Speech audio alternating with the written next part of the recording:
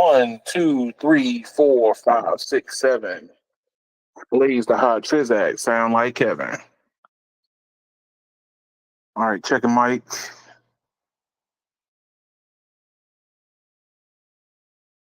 Check the microphones.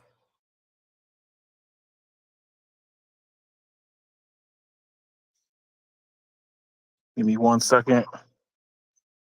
Checking the mics.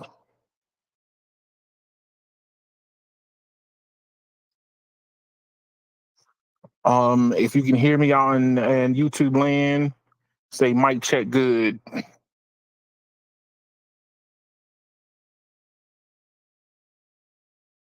Put that there.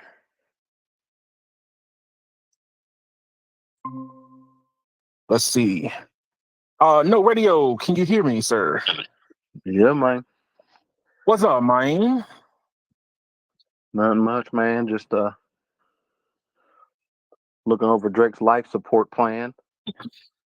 The radio. His crew is standing around him, and then the doctor walked in and was like, right now, there's no response. Would you like for us to pull the plug? Now, I'm pretty sure that he's inside of his body in like a dream sequence where he's writing the lyrics to his rebuttal. Tupac is there and Biggie's there. No. Tupac gave up on him. His estate said no. Tupac turned his back on him. He was like, "Look, according to Drake, though, that was Kenny's doing." What? You do know Kendrick Lamar has a relationship with the Tupac estate, right? Oh yeah. So according to Drake, that was Kung Fu Kenny called the estate crying. Oh no! Oh, see, you got to get all. When you get the tea, man, I'm gonna need you to get all the tea. Hey, look, I'm just saying. Hey, I'm just going according to the news that I'm getting. He was told to take it down. But I was told this because Kendrick Lamar called over there and complained. Because from what I understand, the estate was going to be paid for that. Ooh, hold on one second. You think Drake would really have the guts to use Tupac without permission?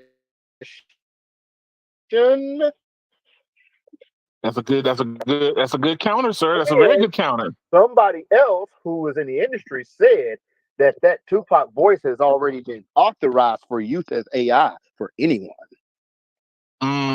So there's more to the story. Yeah, there's more to the story. Apparently they didn't just he didn't just like create Tupac's voice out of thin air. An algorithm that already exists that was authorized already had Tupac's voice saved. So you tell me. Hey, so staying on this subject right here. So the people, just to catch the people up, if you are not a hip hop follower, there's been a kerfuffle, a brouhaha. This is not a brouhaha. This is a nuclear Negro Holocaust. Hey, I'm just saying right now, Kendrick did D-Day already. I'm just saying, D-Day has already fallen. Well, no. The Japanese attacked, sir. Oh, I was equating to World War II. That's what I was equating it as. That is World War II, sir. Oh, that is the Japanese. Pearl Harbor. Drake was Pearl Harbor. Kendrick done come through kamikaze. The analogies, man. All the analogies is going on right now. But if we're being fair, he may have kamikazed and dropped a nuke. He went where the Japanese weren't willing to go. Oh Lord. They weren't ready? You saying they weren't ready? Man. OVO wasn't ready. Oh no. Say OVO. OVO. Say OVO.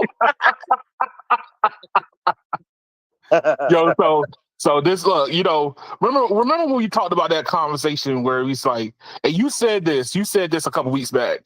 You said, ain't nothing good coming from AI. No, nothing good. And I come across this one where, Drake takes down Kendrick Lamar's diss after legal threats from Tupac Estate. And what he ended up doing was he sampled, Tupac's voice, and it was AI generated. So here we have one of the AI getting people in trouble, like you just said. Hey, until things have been fully fledged out, and we fully know, Drake was told to take it down. But I'm just saying, if I paid money to be able to use it, I'm gonna use it. That's me. Well, it's not that. Once again, it's not that there was money paid. It's that the AI voice was already available for payment. For payment, yes. Yes. So meaning you wouldn't have to call the estate. Yeah. Okay. For example, you can use Snoop Dogg's voice already to read your books to you. Do you know about that? Right. Yeah. Because what is it? He did Waze. He was a voice for Waze, and he's also a voice on an AI thing that's made to help people like read their books and stuff for school. So a lot of these people's voices have already licensed to be used. Now, how far those licenses reach, we don't know. That's a good question. I mean, I understand. I would presume that they would want to ask for permission before you ask for forgiveness. What label? That's what I would think. What label is Drake's most recent deal under? That's a good question. I think all this matters. Just remember, he ain't Young Money, Cash Money no more. No. Oh, see. This is where we're gonna talk about this behind closed doors. Yeah. We will talk about this all night long, and I won't get to none of the news. No, you good. We good. We'll come back to it. But I just wanted to bring this up as AI, showing it rearing its ugly little head and becoming a nuisance even in the music industry. What's up, EM? What's up? So this is me pointing out that AI has touched the music industry also, reaching deep into the hip hop culture, resurrecting Tupac.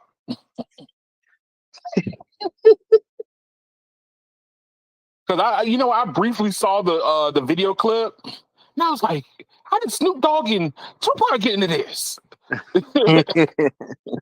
You scratching your head going, what in the world? I fell asleep, I woke up, all of a sudden Tupac is still alive? Like, how did that happen? Well, I personally thought that the record was horrible, so it should have been taken down. You're like, I'm in full agreement. If it was good, you might have got away with it. Probably. Or you pay enough money. One or two. Oh, man. But yeah, this one interests me the most. I of course, with me and you and the rest of the YouTube that's following hip hop right now is like on edge, trying to figure out who's gonna drop next and when and where and what time in the morning. The whole kit and caboodle's going on. YouTube is a flutter. So I wanted to bring that one up. I gotta tap on to the on the controversy too. I just doing it from a tech angle. That's all. AI has ruined yet another sacred art form. Freestyles aren't safe. Man. I think Tupac would disapprove as well. Probably. I would go on a limb and say he probably wouldn't have wanted to be part of that beef right now. Well, I just don't think he would want somebody else's lyrics in his mouth. That's what I think. That's true. That's just me.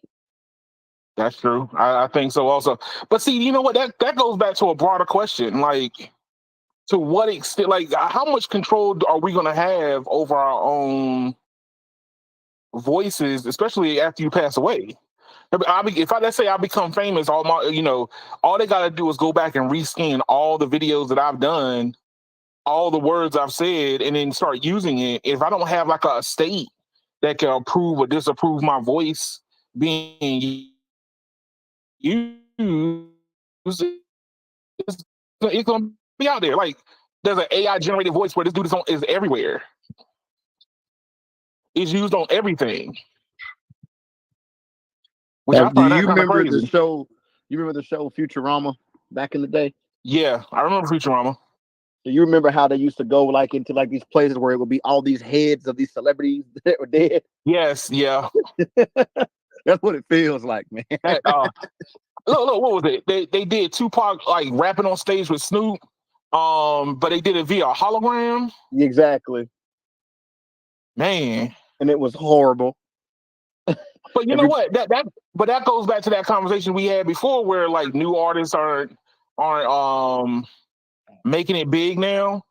I think that hey, people are just like, yo, give me the computerized version. I'd rather stay at home. That's what I think. Unless you like you said earlier today, unless you're huge, like a huge star, why am I spending money on you? To see you Yeah. walk across the stage and lip sing some of your lyrics. That's a callback to what was it? What was that two man group Milli where they got Vanilli. Billy Vanilli. Milli Vanilli. Billy Vanilli. Millie. Millie. My bad. Hey, My kid. bad. I'm terrible. Yeah, they got busted for not being able to actually sing at all. They only got the job because they were models.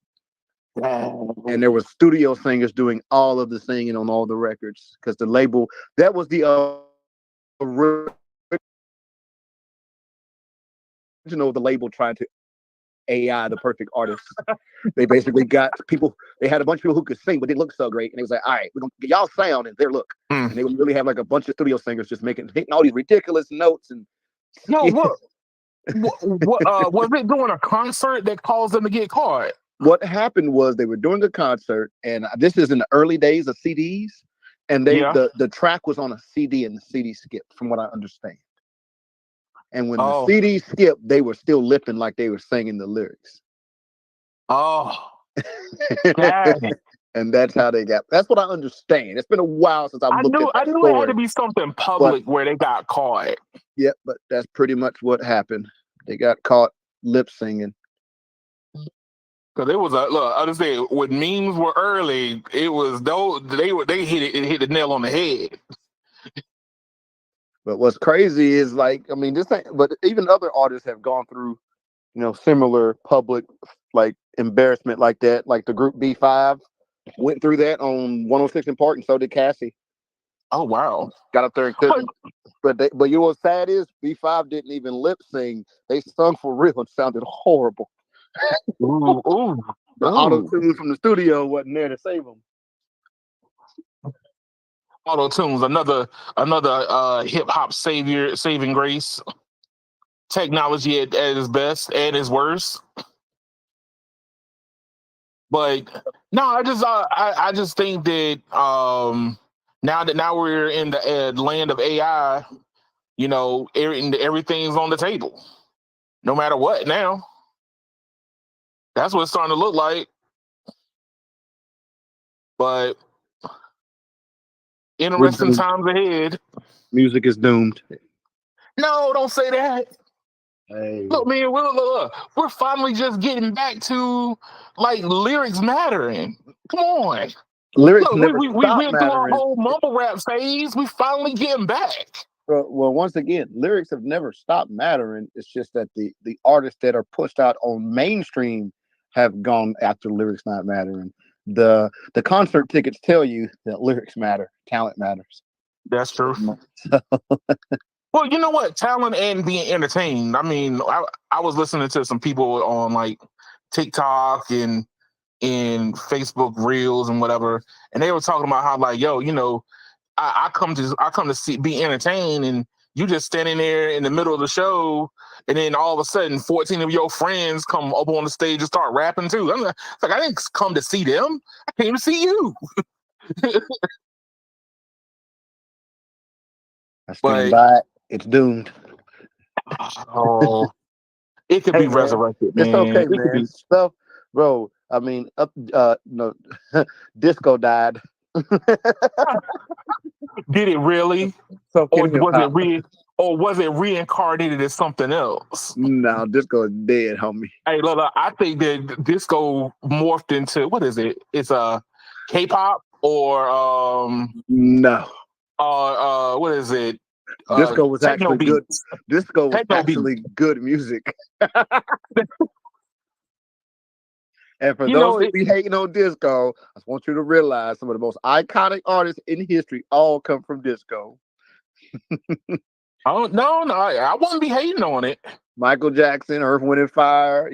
I'm just saying, like, hey, look, hey, watch an Earth, Wind and Fire video. You know that disco was influenced. Bro, they used to perform, sir. They would have 50 people on stage on a concert, and everybody was doing their part. You get tired of watching them perform. Well, you be sweating watching. That's real talent. Oh my God, that's hot.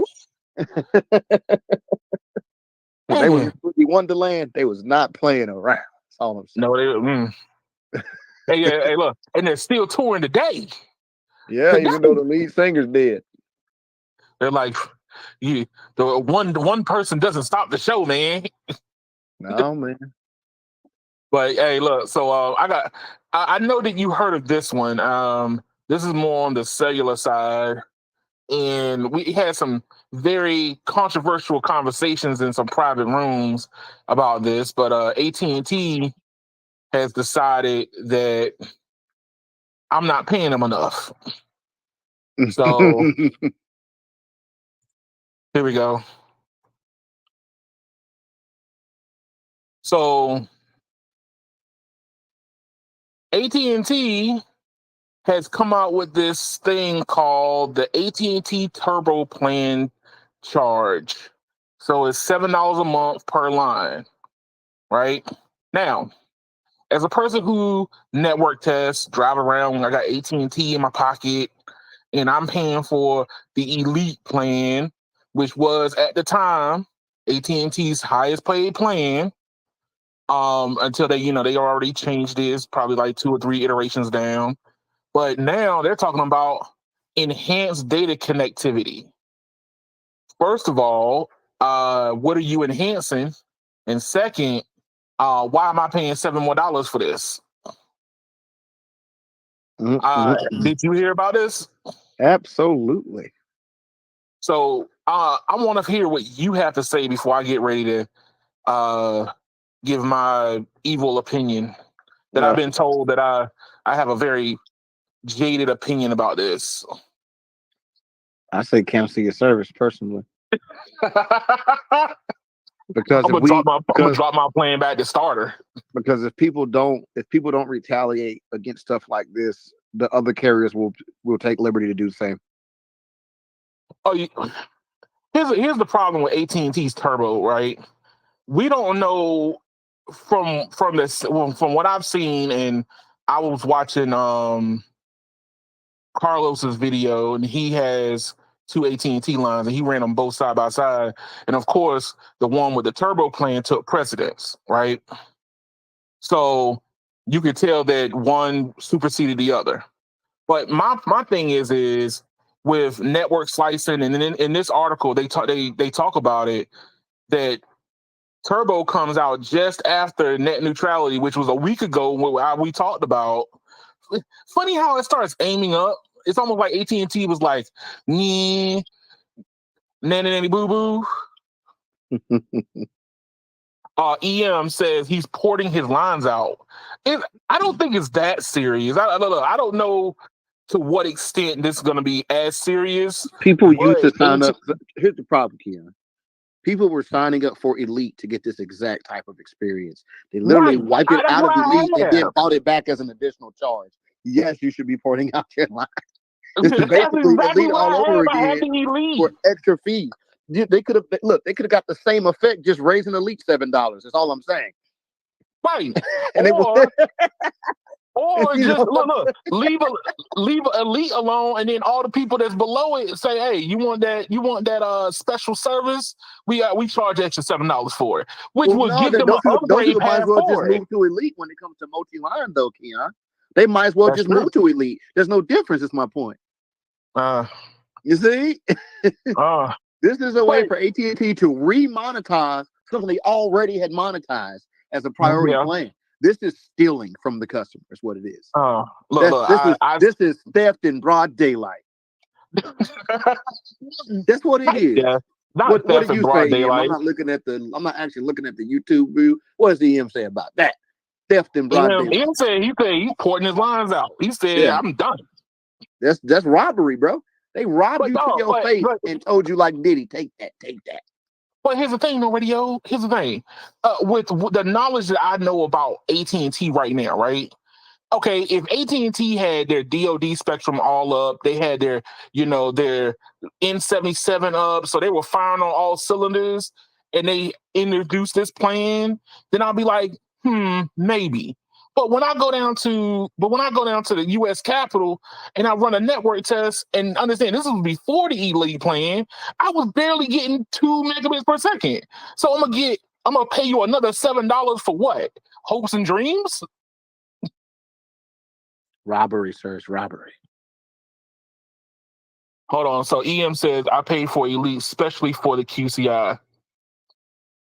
Exactly. I paid for the Q for it because I wanted the top plans for the 3 different providers, and that's what I'm putting them head up against, right?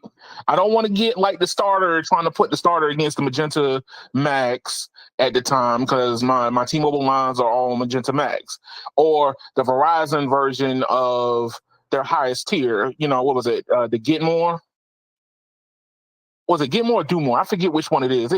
They interchange those. So the old plans, Do More. Yeah, but at the time when I got it, that's what it was. I wanted the top level plans for all 3, and so AT&T basically just like, what was it, 2 months ago, they went and said, nah, everybody drops down to a QCI level, no matter who you are, and now they're monetizing that next level.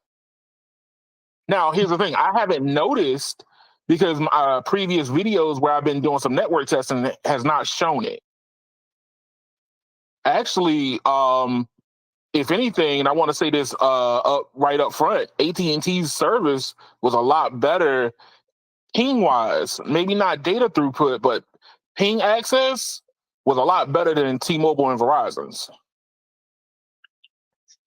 So I don't know. Now, this was a couple of days ago, so I don't know if they have fully implemented it across their whole network yet.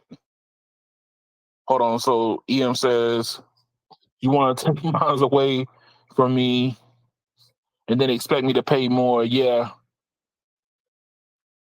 Stanky Leg is doing it bad right now. Stanky Leg is doing it bad. But my thing is and further reading this article, they said that this is not even part of them doing network slicing. This is a money grab. Look, other people say that this is a great idea. Well, I mean, if you talk to other people, they say that, hey, this is a great move. Great for them. I disagree openly. I just wanted to get my opinion out there, even though maybe my opinion doesn't really matter as much. But I do pay them money. It's not vice versa. They don't pay me.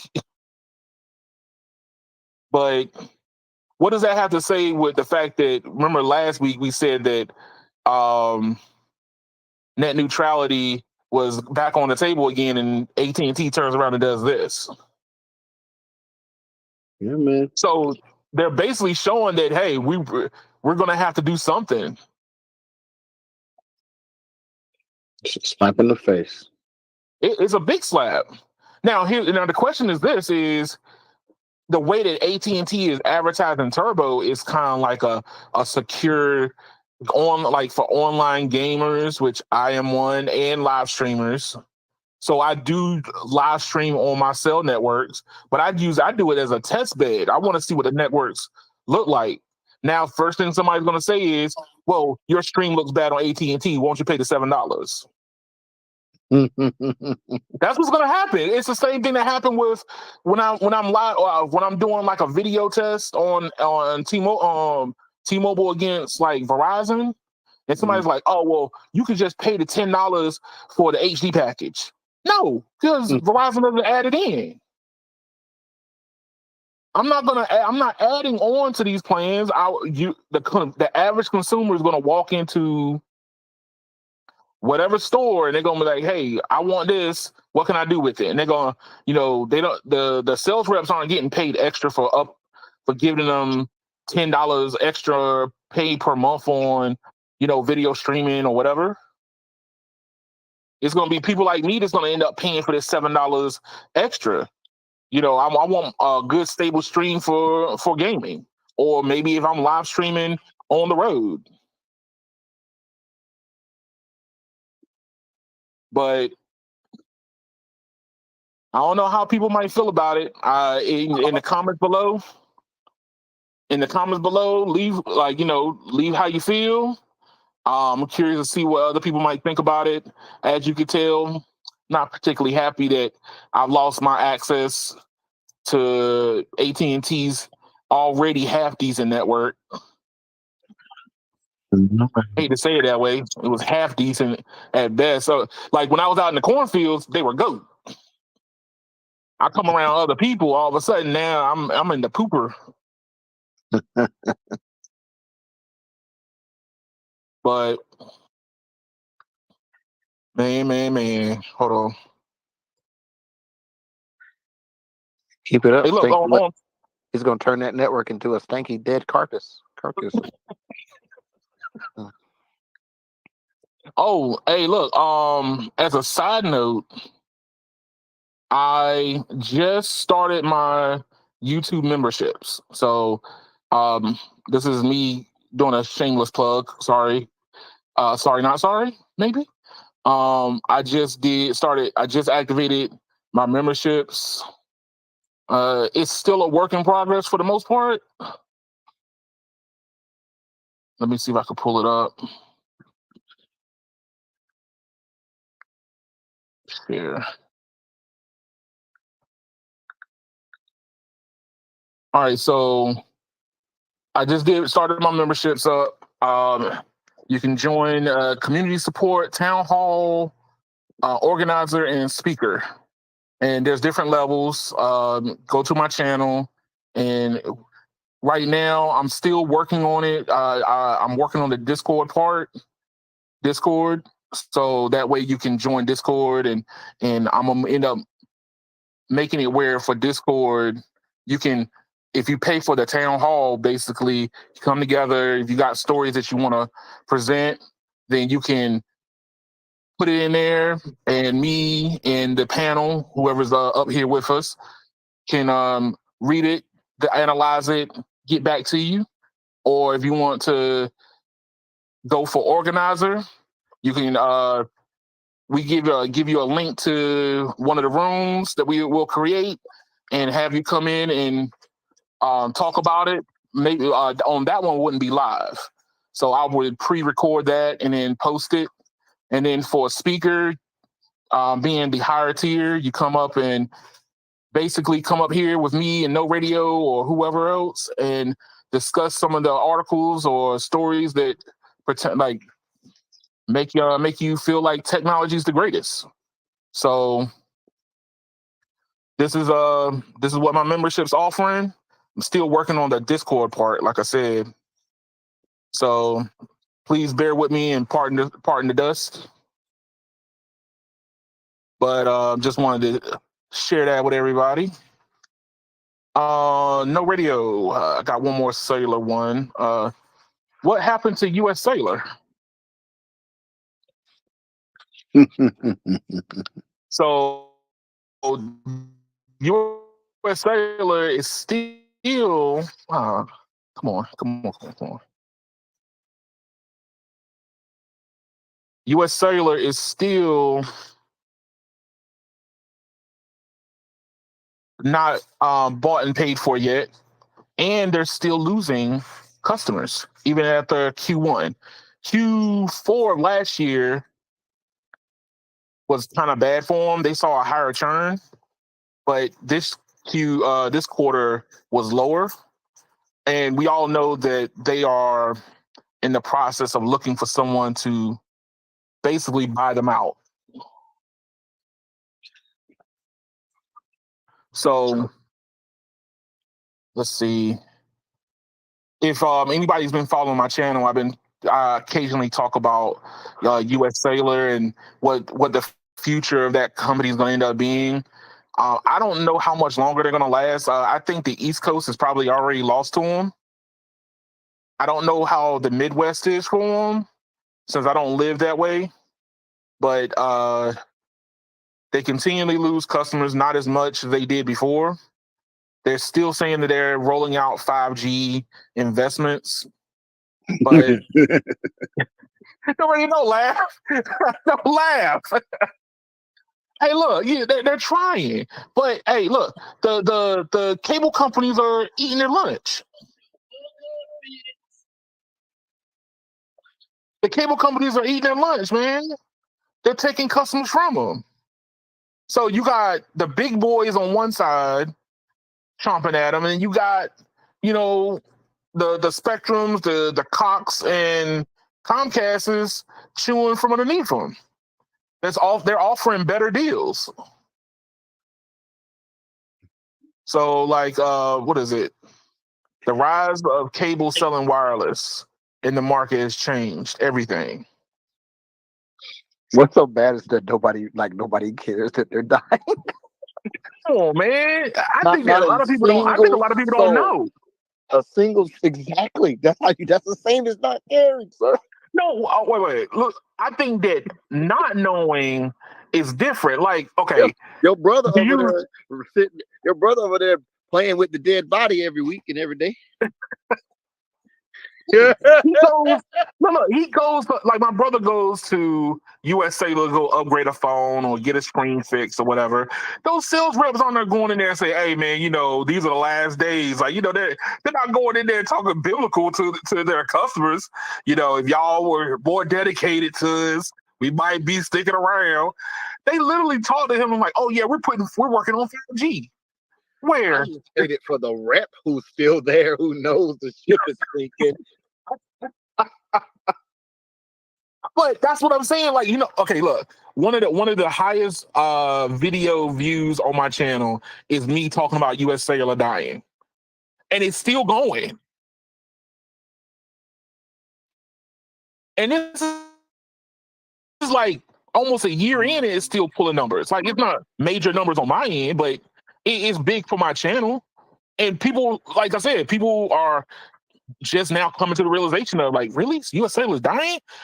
People make a comment saying, oh, I did notice that my fixed wireless was acting up or it's slowing down, or my like, they had ideas that something was off, but they didn't know what the news was because they don't go to fixed wireless, not fixed wireless. They don't go to Fierce Wireless or lightreading.com to read these articles like I do. But somebody says something and mentions it, they go, I did notice that my service was slowing down.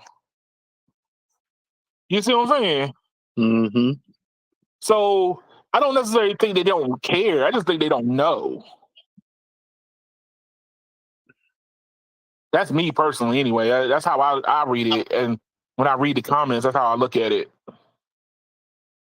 But with T-Mobile buying fiber companies left and right from the looks of it, do you think U.S. Cellular is still a T-Mobile go-get, or I think that they're going to bypass them altogether?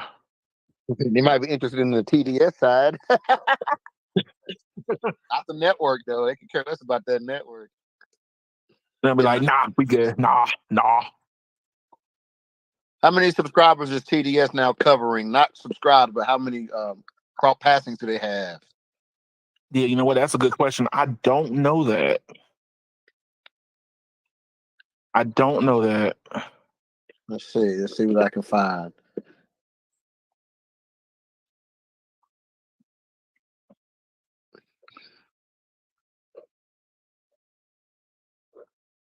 What do we got? Latest information. So they have a total of 799,000 fiber passes. Mm. That is the same as one small U.S. town worth of fiber. Oh wow. Yeah. Because I mean, there's even a city like Greensboro, small town technically on the grand scheme of things. If you count all the fiber passes, it's probably like 400,000 or 500,000 fiber passes in that town. From a select from 4 different ISPs. So I mean, that's the equivalent of a medium-sized town worth of fiber, which is not worth buying if you're not getting a larger footprint. Well, but like I said, it's all, remember, nobody's building fiber next to each other. Right. So the only way you're getting fiber there is probably with whoever already has it. You get what I'm saying? Yeah, I get what you're saying. It may still be a worthwhile buy. Yes, I would say yes. Still probably a worthwhile buy. But come on, man. You already know that the way this is going to work is if you buy one, they're going to want you to buy the other. They're not going to, until they get to the place where they got to be broken apart, they're going to be like, yo, take it all. Don't take pieces. Don't take chunks. Take the whole kit and caboodle. See, TDS Telecom. What are they even worth? Oh, well, TDS as a whole, they have a bunch of other subsidiaries, though. The question is, how many of these actually have fiber? Huh, interesting. They got a lot of subsidiaries for TDS. I don't know. So they have 30 states, 900 rural and suburban communities. So could TDS be trying to shop their whole entity to Well, someone? I wouldn't say shopping it, but it's going to depend. So for them, it's going to be the same game it is with all the other smaller fiber companies. They're going, if they can get enough customers on their network, they probably won't sell. True. But if they struggle to get people to sign up, they will eventually run out of funds and have to find outside investors or sell. See, that's the crazy thing. But Yeah. with the competition being as steep as it is, I mean, come on. Even cable, maybe in the grand scheme of things, doesn't really worry about fixed wireless. But if you were trying to move up in that game, you saw the bottom fall out of your floor. You got Verizon on one end and T-Mobile on the other side, chomping at the bit. Yeah, they got little pockets in a bunch of states. What's funny is about the only state I don't see. Here we go. They got Norway Telephone Company. No, that's Norway. Yeah, I told you it's small. They got a bunch of small little footprint companies. Let's see. Norway Telephone. They probably not even in business no more. That's interesting. It says they're in North and South Carolina, but when you Google them, you can't find anything about them. The website died a long time ago. Something tells me that some of these companies don't exist anymore. They probably don't. They probably been rolled up into something else. Yeah, they've been sold off already. Because let's try another one. Southeast Telephone Company, Wisconsin. Let's see. Does that even still exist? Now that one still exists. Let's see. Oh God. And this website is bootleg looking. This website looks like it's from the year 2000. Hey, can you show the website? It is a 4G internet service. It's fixed wireless. Oh wow. Yeah, yeah. See? Nobody's interested in that. But here's the thing: anybody who's been doing fixed wireless is going to start, especially if you were doing fixed wireless on 2.5. Black Earth Telephone Company. Who? Black Earth Telephone Company. Oh God. Most of a lot of these are in Wisconsin. Little pockets. Well, we know that went out of business. Yeah, man. I'm gonna say that probably most of this is not worth anything. Same. Only thing probably worth anything is wherever there's fiber. But hey, I'm telling you, man, that might be what's holding up everything. People want to buy bits and pieces of U.S. Cellular and whatever their parent company is, and they're like, no, everything has to go. Everything. You have to buy it all. I still believe the only company that would have any value in the wireless asset would be Dish, and they don't have the money. So yeah, they're holding on for dear life right now. The wireless assets pretty much are not really too valuable anymore. No. I mean, understand U.S. Cellular is kind of like basically its own entity, and for Dish to want to integrate it in, they would have to revamp the whole business model. But that's the thing too. Dish just kind of puts this whole complete 5G network, and the only value would be if the network's already deployed, which it's not. It's not. It's still a mismatch of legacy 3G, 4G stuff, and 5G stuff. It probably ain't even worth the hassle, honestly. By the time they buy it, they'll probably have to rebuild all of it anyway. So that kind of defeats the purpose. Look, I don't know.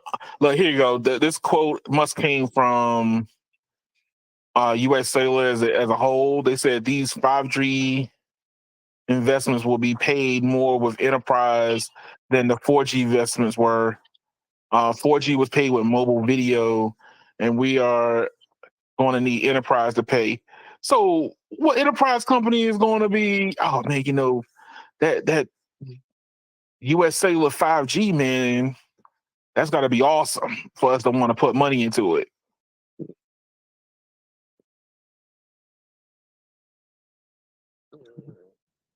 So, I don't know.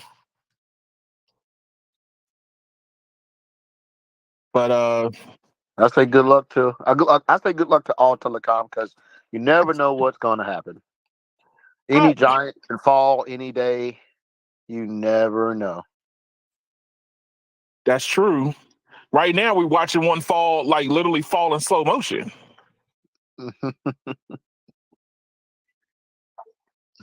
But anybody who wants to follow that story, message in the comment below. I'll be happy to come back around, try to find some more information about it.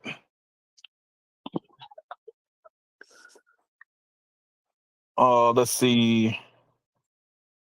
The only thing I will say is that the cable, if T-Mobile puts the money behind this whole Lumos thing, the cable companies have another. Well, at least certain cable companies have another threat on the horizon. That's all you. Are you able to say which entity or what region would have a threat? Anywhere where Lumos has fiber is under threat. Oh.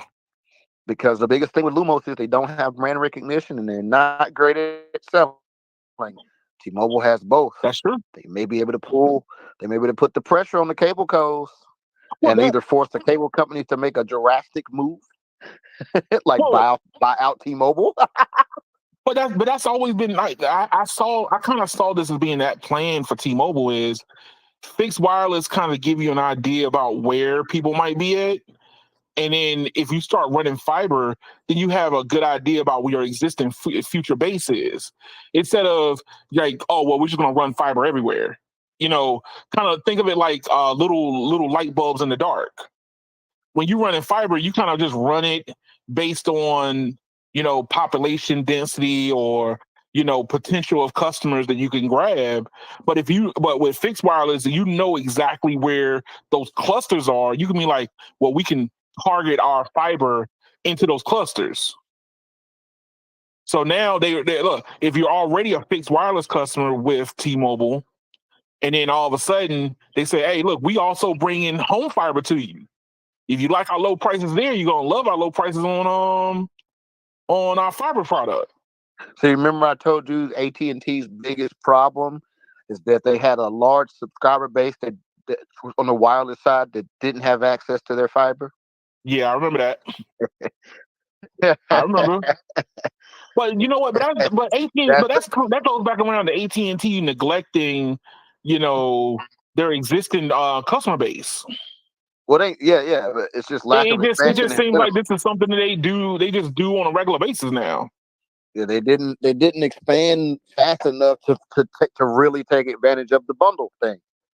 If you think Right. about you think about you have a town, so you got a town with 500,000 people in it, and you got 30% market share in that town. Right. But out of that 30% market share on the wireless side, only 10% of them can get your fiber too. That Yeah. sucks. That does That's suck. that's the reason why they only have a 30% take rate on their Hey, fiber bills. what would happen? What would happen if T-Mobile started taking AT&T customers in the same footprint? They can, because I just told you, certain companies are I mean building fiber next to their yeah, but twisted here's the pair. thing: we all know what happens when AT&T doesn't get what it wants. It just leaves altogether. They go, we're gonna take our ball and go home. It just goes back to how short-sighted they are on a lot of things. They're very short-sighted. They don't see the whole thing. Well, They basically they haven't treated they haven't treated their fiber and wireless product like one until recently, when it should have been thought of as one to begin with. yeah, I agree. If they would have done that, that would have motivated the fiber build to be more complete than it is, versus the fiber people were just building fiber wherever population was and ignored the wireless customer base. But I mean, you could say the same thing with Verizon too, because Verizon didn't take fiber Oh as yeah. seriously. I think they knew it was important, but like their Fios product stalled out. Well, for them, I mean, I don't know. I feel like for Verizon, Fios is a side project, just like it is for Google. It's a side project. They only build it where it's completely easy. They don't really go for zero build markets where there's nothing. They only go where it's easy. So basically, they like like I know, they have been building in the Northeast, and they have just been sitting in the Northeast Yeah, continuously building. But the problem is, like I said before, they're eventually going to saturate that market, especially with the fact that those people are leaving the Northeast. The yeah, population is leaving that market. So you're building all those passings while the population is dropping. And the other states where you didn't build anything, the people are moving there, and other companies are going to get all of them. that's true. But So it's one of those they things. probably end up doing the same thing that probably maybe T-Mobile's going to end up doing. Just go ahead and just buy a fiber provider that's growing in the area. Yeah, in theory. But here's the thing. Now we know that we kind of get an idea about what direction T-Mobile is going to go in. So that's the reason why I'm like, what fiber provider is running the Midwest? Because Lumos runs the Northeast. No, they don't. Well, no, I mean the Eastern Seaboard. Sorry, Well, I would say they operate in the Eastern Seaboard. well, they're currently doing the most building in the Southeast. Currently, they're not the Right. largest. They're not running it yet, but they're the No, ones no, no. showing promise. I wouldn't go that far and say they're the largest. I'm just saying like No.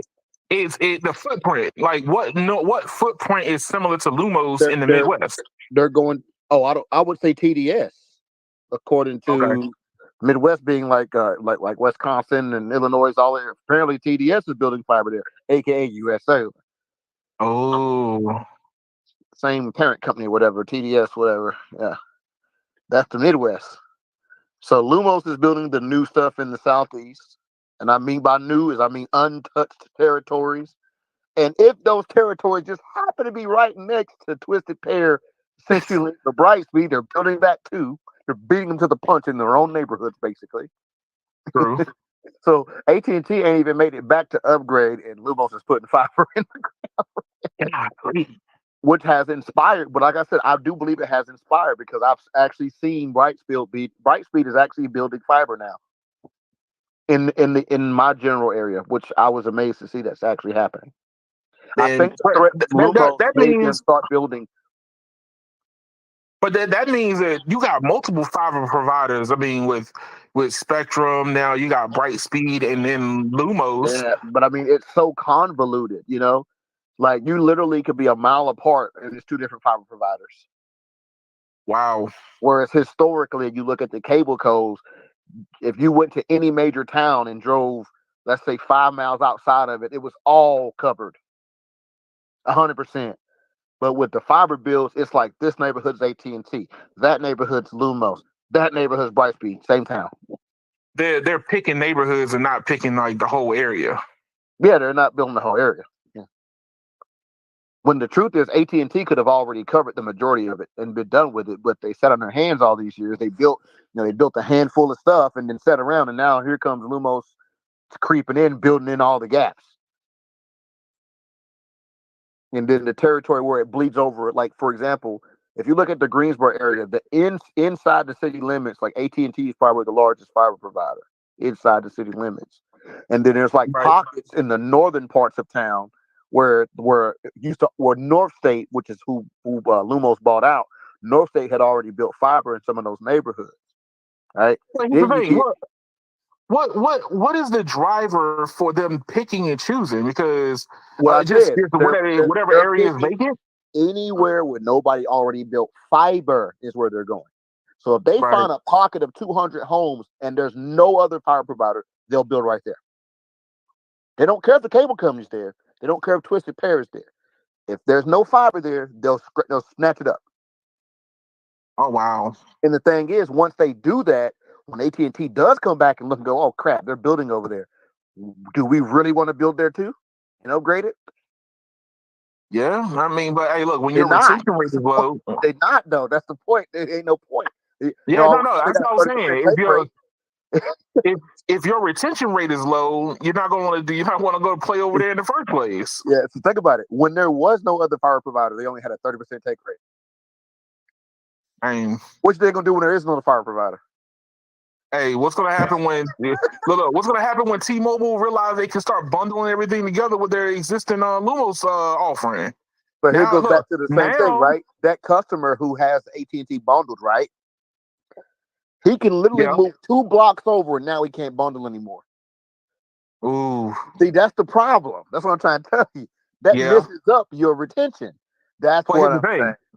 But here's the thing: I see a Lumos / T-Mobile willing to build to reach those customers. Then I see AT&T doing it. I think AT&T would be like, "Yo, that's a lost cause. Sorry." Yeah, I do think AT&T is doing better than they were probably say 2 years ago. They're definitely doing more sales now than they were 2 years ago, and I can notice it by looking at the nodes and seeing seeing the houses on the nodes. Yeah, I'm starting to finally see people dropping on the AT&T footprint areas, but I'm not seeing the people dropping in the Lumos footprint areas. So AT&T has changed something, because I think their sales have improved probably in the last 6 months or so. Which would me ask, that means that you've been seeing more AT&T trucks around? No. You still don't see those. You still don't see those. that would instill confidence in me believing that they believe in their own service. I don't believe they're rolling. I do not believe, and that's why I wish I need to find some. I know some AT&T guys still. I might be able to get some info, but something tells me they ain't rolling 4,000 trucks a day. They're not rolling 4,000 calls a day in the market. Something tells me that's not happening. And look, and we'll even be liberal with it. Let's just say fiber is lower maintenance, which we know they still have they have way more Twisted Pair than fiber. But either way, let's say fiber is lower maintenance. Cool. I'll give them a 50% discount. I bet they ain't running 2,000 calls in the market a day either. They're not that busy. That's why you don't see hundreds of them all the time. You don't see them everywhere. I don't care what town you go in. You don't see, you don't see 5 different AT&T trucks on the same day. You just don't. Let me ask this question. What would a nationwide network of fiber look like from a company standpoint? Because what would it be all branded, or would it be just a series of contractors? Because that's what AT&T Martro is. But then you look at the cable companies; they want to do everything in house, but remember they stay within a certain footprint. But obviously, to be able to get more customers, you want to have a larger footprint. But that's my So what thing. would a nationwide network look like? I don't think AT&T wants that large footprint. I think they rather pick pockets and run the staff as thin as possible and maximize the profit. Oh gosh. So they're doing the, instead of growing approach, they're just going to do the large pocket approach. I mean, that's kind of the way I looked at fixed wireless. Was you're not going to reach everybody, and understand with all the competition that you have told me about, like you don't want to build, but wireless is easier to put up than it is to run fiber to somebody's home. So if Yeah, you can go ahead and grab them as a customer, and then if you realize that they're a dedicated customer and they're willing to pay for the upgrades and upgrades and upgrades, then you eventually would move your fiber towards them. But AT&T has the same problem. They haven't upgraded the towers yet to support the wireless home customers. I don't think that I don't think AT&T Spectrum can support fixed wireless. Hey, look, that's all I'm saying. But that's what I'm saying. AT&T Spectrum does not support fixed wireless. I came across an article a couple weeks ago where I think AT&T is planning on doing the all the above approach with their network. Is it's going to be more like akin to, like, you know how other companies have wireless spectrum, right? But it's just not being used. AT&T's like, yo, put your spectrum on our network, and we'll run it, we'll operate it for you. You get the revenue for it. That's what I think AT&T is about to do. So now instead of AT&T having to go and be like, hey, we bought this, we bought that, we bought this. Now you can get all the spectrum in our area and compete just like against T-Mobile and Verizon. You just don't own it, which is a crazy leasing model. That would be a crazy leasing model. So I don't know. AT&T Spectrum Holdings does not bode well for fixed wireless. So at the moment, was AT&T has 41% of the U.S. internet market. Comcast has 36.1%. Charter has 33.4%. Verizon has 17.6%, and CenturyLink has 16.5%. So CenturyLink will probably be the next one on the chopping block. So what I'm getting at is, look at how low Verizon's market share is. Yeah. That alone proves that they don't care. Like, they just don't care. That's true. But why would, it's a big drop from 33.4 to 17. Yeah. That tells you they don't care. AT&T, that 41.4%, that is including Twisted Pair. See, but the thing is they're gonna start losing those customers. Well, some of those customers don't have a choice. That's the thing, though. Some of them don't have a choice, because even fixed wireless doesn't work where they are. Hey, look, I bet there's a cell tower down the street from some of them people, and all they got to do is start seeing advertisements for it. I'm telling you, look, hey, it's kind of hard when you sit there and somebody says, hey, I could watch Netflix and they don't buffer, and they go, yours don't buffer? That's the selling point right there. Yours doesn't buffer? And like, I know you've seen the Who Controls the Internet map. I'm pretty sure this is outdated. Oh, pull it up. Oh, well, I'm not in the I might have to join from you're out and about. No. Just give me a second here. But I would argue that this hasn't changed much, except for the fact that some of these markets have already been sold, now owned by the same companies. Hey, if you got a link, put it into the chat, and then I'll pluck it from there. This thing is so outdated. I don't even know why we would even look at it. It's so outdated. But it'll give you an idea. There's at least 7 of these states that are now all part of another company. So It would give you an idea, man. Hey, look, I would be curious to see exactly what the mafia cartel look like. The mafia cartel of telecom. So so this is December 2023. AT&T, it says most used internet providers. AT&T is number one at 22%. Spectrum is number two at 19%. Xfinity number three at 18%. Verizon number four at 6%. Cox number 5 at 5%. T-Mobile number 6 at 5. T-Mobile's wireless home internet has just as much utilization as Cox's entire cable footprint. Oh my God. I guess this is based on subs, is what they're looking at, is when they say used. So they're not even talking market share, they're talking total subs. T-Mobile has just as many subs as Cox. Wow. CenturyLink, 3%. Optimum, which is about to become a part of Spectrum, 3%. So we can go ahead and bump Spectrum up 3 more percent. 2021, 22%. So that means Thank you very much. Would be matching in total. Yep. Yo, I talked to my father. I talked to my father. He said he saw the fiber running through my little sleepy town that I'm from, and he was like, he called it out. He was like, Optimum. I was like, oh, you about to get Spectrum? Yeah, I told you it's coming. You're about to get Spectrum. Yeah, it's Fios Verizon 1%. Wow. So when people talk about how great Fios is, I say it doesn't matter because they only serve 1% of the population. Well, no, not population. They only serve 1% of people who have internet. Who are actively trying to get service. This is what I don't care about Fios. Hey, but you know what?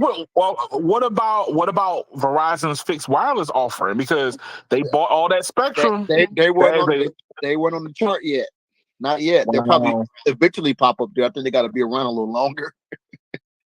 But I mean, they were offering fixed wireless before, like when they were doing that slow rollout.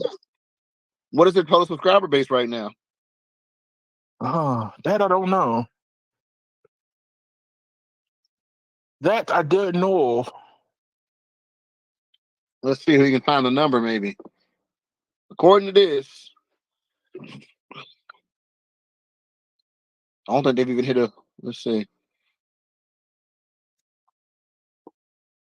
1.64 million. No. 2.67 million total subs. How many? How much? 2.67. Oh, that's still behind T-Mobile, because I think T-Mobile hit. Yeah, of course it is. T-Mobile hit like 3, maybe 4 already. I think they're past that.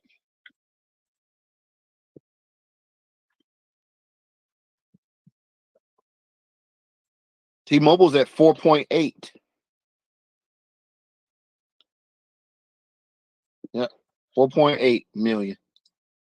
I think I found it. This is an old article. This is Verizon's on track on another 384K subs in Q3, and this was from last year. Let me pull it up.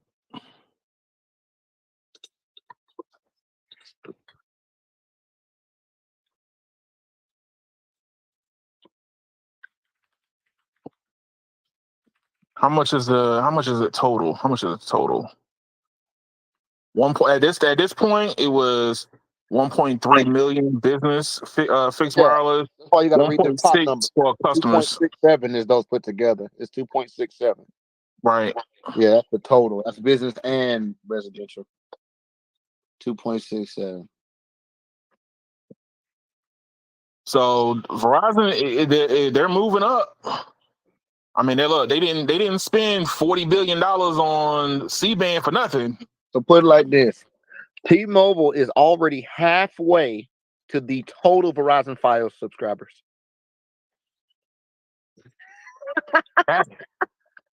That just tells you how much Fios is not expanding. Yeah, well, I mean, so people talk about how much they're building so much. They're building so much. Where? You know who I'm talking about? Yeah, but that, like I said, that is what I'm trying to understand about the industry right now. Is T-Mobile's going all in? They want the customer at the end of the road. Yeah, but that's because they have to get that customer to get their money back. Let's be real. That's true. They're not just But great. I mean, Verizon was in the game a whole lot longer. They decided that, hey, y'all, those customers aren't really needed right now. Verizon has already showed us they don't care about residential internet. They don't care. That's Mm. why. That's why after all these years, they're only at 10 million. They care more about long haul, backhaul stuff, and that's fine. If they can make a bread, go for it. But this is why I don't even think we should talk about FiOS in the conversation. Because I'm gonna tell What you right Fios now, and with Verizon real, right? as the lead, From or what I've Fios in general? So I'm putting it to you like this. From what I've been told about FiOS, it is better than every other internet provider that exists. That's what I've been told. Okay. Mm-hmm. If Verizon actually cared about FiOS, they would have already taken over the entire fiber market. If the product is That's as good as true. people say it is. And that is my point. So that's why I say the only reason why Verizon is not the king of fiber is because they don't care to be. I mean, they could easily push past even Comcast in this area, but they don't. Nah, They they don't don't. I care. mean, like there's pockets. There's still pockets of only fixed wireless in certain areas in the DMV. Yeah, the truth is they So, don't care. That's why I say they just don't care. oh man, that's And crazy. and I feel like AT&T cared at first, and then they got to spending all that money, and then even they stopped caring. But look, but here's the thing: all they had to do was upgrade the DSL customer, and they didn't want to do that. No, of course not. They They wanted didn't them even, milk. look, the Yeah. low hanging fruit is your existing customer base. Like not go out and get more people, just get the customers you already have that pay you already, and they didn't want to do that either. So I AT think and that T, I think if there would have been more, I put it like this. I think if there was more roadmap for VDSL, they would have done it. But I guess research and everything on making VDSL any faster just dried up completely. mm, Yep. Because see, it's the same argument with the cable companies, right? Everybody says, yeah, well, why don't they just yank it and upgrade? Well, it's because once again, cable companies will cover 100% of a town. yeah, Other people who are even the ones who are building fiber, they're covering pockets.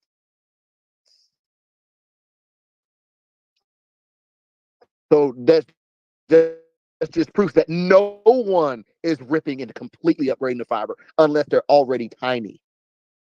no, I That's understand the that. reason. So that's the reason why the cable companies will spend the money to invest in figuring out how to continue making the cable network faster.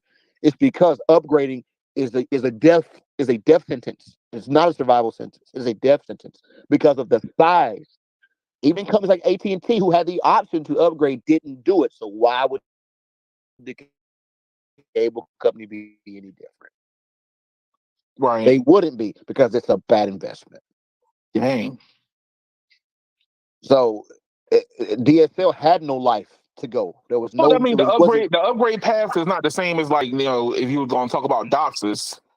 the So difference. DOCSIS is what is it? The DSL has what a total of. I think it's a total of 30 megahertz for spectrum available. right, Period. Upstream and right. down total. And that only works for short distances. That only works for like 1,000 meters or whatever it is. And it would became unfeasible to put a node close by to everybody. So Because that will be the same cost as just building fiber. right, That's the but that's why. what I'm saying but when I'm the way, I guess it's just the customer side of me is like, I understand when I talk to guys like yourself, maybe some other people in the community. I understand from a business standpoint. You go, hey, it's not feasible. It's not price conscious enough. It's not money worthy. That's totally understandable. But I'm just saying, like, these are already paying customers on your pay that you are sending bills to. Why not just slowly upgrade your back end until you get to the because slam? there's no such thing. It doesn't work that way. That's the problem. Mm. That's what I'm saying. There is no path to do it. So it's just all or You don't nothing. you don't go It's from you don't everything or go nothing from at all. exactly. Damn. Yeah. remember, they technically already did it when they did fiber to the curb. Right. Well, that in the long term, that was cheaper. But once again, you come into bandwidth constrictions and the network gets complicated. Technically, AT&T did already try to do the upgrade slowly along the way, and it wasn't worth it. It'd been better off just to go ahead and just build the whole thing with new fiber. And they just didn't want to do that in the first place. Because think about it too. Remember I told you, if you keep trying to upgrade along the way with that type of architecture, you literally have to turn off the architecture. Well, the people still need their house phones to work. You can't just tell them, hey, for the next 3 weeks your phone ain't gonna work because we're upgrading. Like, you can't do that. That's true. You see, it's a nightmare. And so that's the AT&T approach is, hey, since we can't upgrade you, we're just gonna turn you off altogether. We're gonna piss everybody off, and you can't complain to the FCC about it either. So have a nice day. Yeah, the one piece of credit I will give AT&T is that they did VDSL way bigger than everybody else did. Everybody else kind of got to ADSL2 and just kind of got like lazy and slack. AT&T actually tried to push the boundaries of it more than everybody. Earlier than everybody. They tried. But here's the thing, like it goes back to the whether or not do you upgrade a neighborhood with that's a brand new neighborhood with cable versus fiber. You know, if it's gonna be a zero new build, do fiber. Exactly. But the existing cable that's already there is still good until it's not. Exactly. And once it gets to the it's not, how long do we wait? How long do you wait around for? Yeah. It's not worth it. It's just not. Well, fun times, man. Fun times. So it's like I said, right now it's up for grabs, man. I see the internet industry getting ready to go bonkers, man. I mean, you got a company in T-Mobile is thirsty right now. They thirsty. The existing players aren't really trying to do anything. I mean, if you look at Verizon, AT&T equally, AT&T has the bigger footprint, but they're not doing as much work. And then Verizon is like, yeah, we want to move cable, our fiber everywhere, but the end user, no. Yeah. And T-Mobile's like, yo, we gonna pick up the poo and the feces at the bottom of the barrel. We gonna do whatever it takes. Let's make it happen. Oh, we did talk about your hometown of Vanceboro. Yep. Yeah, they have 1 gig internet available to 57% of the town. Now I know it's all the that's coax. That's mostly coax. Right. Yeah. But that's probably all within like the town city limits itself. Like where the elementary school is, all the way up to maybe the stoplight, the one stoplight in the town. Y'all got and all the little houses in between. You know how those old real small neighborhoods are. They're squared off. Y'all got a bright speed out there too. Yeah, hey, look, that little town's in the way. That's pretty much what you can say. Well, U.S. Cellular is offering fixed wireless there too. Yes, speeds up to 25 megabits. Let's just say my father's phone didn't get 25 megabits. T-Mobile home internet there says up to 245 megabits. Yep. That I've seen. US Cellular, no. T-Mobile, yes. Oh me. Yo, so No Radio, I got a question to ask you on this next subject. So you have a VR headset. What is it? It's the Oculus? The MetaQuest 2. MetaQuest 2. Have you hold on. Brandon is coming in hot. Have you hold on before I switch. Brandon, what's up, man? What's on your mind, sir? What's up, sir? What's up, my favorite independent worker contract? You come flying in. I know you got something hot take on your brain. What's up, man? Before I go to the next subject. Wait, what were we talking about before? We were talking about how AT&T is like, we don't care about our customers. I mean, when does a telecom ever care about a customer? I think they care, man. I just think that No, they don't. I just think that The AT&T only time really shows the only don't time care. they care is when there's so much competition in the air. Yes, and the competition is starting to change. Hey, look. I mean, we like the first story we did. I know that you were privy to the conversation that we had in the other side rooms about like AT&T's Turbo, right? Right. The Turbo feature. So that with AT&T doing that, and then AT&T's nonchalant attitude when it comes to their DSL customers, I'm starting to see a trend with AT&T, which is we don't care about you. I mean, like I said before, they're basically taxing the network. They are, but come on, not the way you think it is, man. I mean, AT&T's network wasn't already. AT&T's network wasn't able to be taxed. It was barely functional in the first place. What I'm saying is that they're basic. I mean, it used to be a feature that was free, but I guess a lot of people really didn't notice it. But a lot of people really didn't notice it because obviously they didn't have that much spectrum on air. And I think about a year ago or something, almost no, about 9 months ago, they added more spectrum on air. I think they added like an additional 40 or something like that. Yeah, but they Verizon, still don't have enough spectrum. They still don't have enough they spectrum don't, they don't, to play in they the fixed don't, wireless side. they don't. Which that's what I was talking on the radio about was the fixed wireless is a different angle for what the networks are going to go through today. Like I look at fixed wireless for like T-Mobile as knowing where the customers are and then build to them. Knowing where the potential customers are, like I feel fixed wireless is just a retention play. Well, it's to pause them in place, but eventually people's appetites are going to change. They're going to want more. But what I'm saying is, how can I say it? I was saying this in the radio about it. Is basically when you don't know where to build, it's difficult to build. But when you have an idea about where to build at, then you can build more efficiently. You don't have to scatter shot all your resources Okay, can you everywhere. explain it? Can you explain it better? Because we're going from turbo to fixed wireless to something else. Okay, look at it like this. If you let's say that you wanted to open up a taco stand, right? Mm-hmm. Okay. Now you driving all over Houston and you're trying to find that hot spot where you can sell your tacos, right? Mm-hmm. But every single spot you go to, you don't quite know where to go. It's dead, it's slow, it's not as many customers.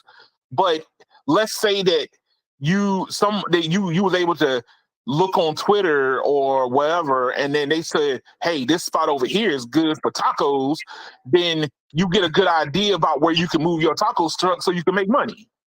Well, I look at fixed wireless just like that. It's, hey, I don't have a lot of money to be able to spend on being wrong.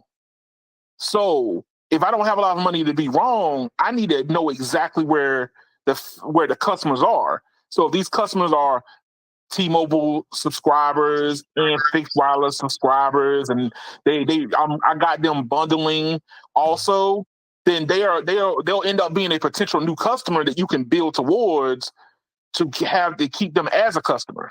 I don't see AT&T Air becoming successful at all. But AT&T doesn't have enough spectrum to play in the fixed wireless game. No, I know that, but I don't see AT&T Air becoming. I don't see it being successful at all. And I'm sure no radio could agree with me on that because the average AT&T customer is probably old and will probably put the AT&T Air on top of the damn TV, where the poor people are going to complain that it doesn't work. Look at Brett. They're gonna put it under the couch. It's gonna be sitting on top of that old jukebox that's used as a table now. That's what's gonna sit on top of. Exactly. People will put it somewhere where they don't see it because it's ugly. It looks like one of them Dove soaps. Hey, look. Only thing, the way that I see this is like the old school versus new school. T-Mobile's the new school. AT&T's approach is the old school. Verizon has the potential to lean towards where T-Mobile is. It's up to them. Right to decide now, they want to do it. Verizon is trying to target at both audience. Yes, but see, that's what I'm saying is Verizon has the opportunity to T-Mobile's still be old school and be new school at the same time. T-Mobile, it's trying to target both because obviously they have the 55 and plus plans for old people, and then they have the then they obviously have the T-Mobile Tuesday, what's literally the youngsies are the ones that take advantage of that and all that stuff. But it's the fixed wireless that is what you need to hold the customer in place. The fixed wireless doesn't have to be the best. It just you need the customer to pause. Okay? And then with them pausing, you can go, okay, that neighborhood has a lot of us. The thing is about the fixed wireless, it's like literally, it's like it's either an apartment's available or it's out. It don't matter. I think you're looking at it. Go ahead. You said what? Like the fixed wireless is like an apartment. It either has too many people and someone has to leave, or they have to expand it. Oh yeah, that's all fixed wireless. Yeah. But here's the thing. But Brandon, in the middle of Bumfudge, Egypt, when you have a tower there in the middle of that town and you're providing service for that town, and you can put 160 megahertz of C-band on air. Okay, guess what? You can start monetizing that tower. But rural America is never that town's getting fiber in 6 months. That's the problem. I didn't say they want competition. No, that's not competition, sir. That's a nuclear weapon. No, but Edmund, where fixed wireless is going to become an issue eventually is going to be the urban area. Yep. Yes, it's already showing. Like people that are on food stamps are going to want a discount. Are going to want it. And to me, well, hold on, Brandon. T-Mobile growth came from the further urban and rural areas. All that growth is all that region, like those further regions that was ignored by AT&T and Verizon. They've gone in there and just blanketed N41 everywhere. Okay, I'm gonna give you a good example, Edmund. Go ahead. Look at Las Vegas 30 years ago and look at it now. Okay, 30 years ago. Versus now. 30 years ago, there was hardly people there. Now it's exploding. You sure about that? Because Vegas was popping still. Like, understand, the king was there. You're referring to tourists, not people living. Exactly. Hey, look, the a lot of people have moved to Vegas in the last 20 years. The population growth in Vegas has boomed. Yes. Yeah, exactly. I know at least like 15 YouTubers that relocated to Vegas from Cali and New York and everywhere else. And the celebrities are starting to relocate there. Yeah. A lot of them, dude. It's insane.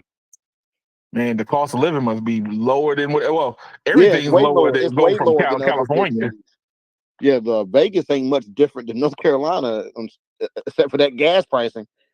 Oh no, Lord, no. Jesus, no. That gas pricing is a different level.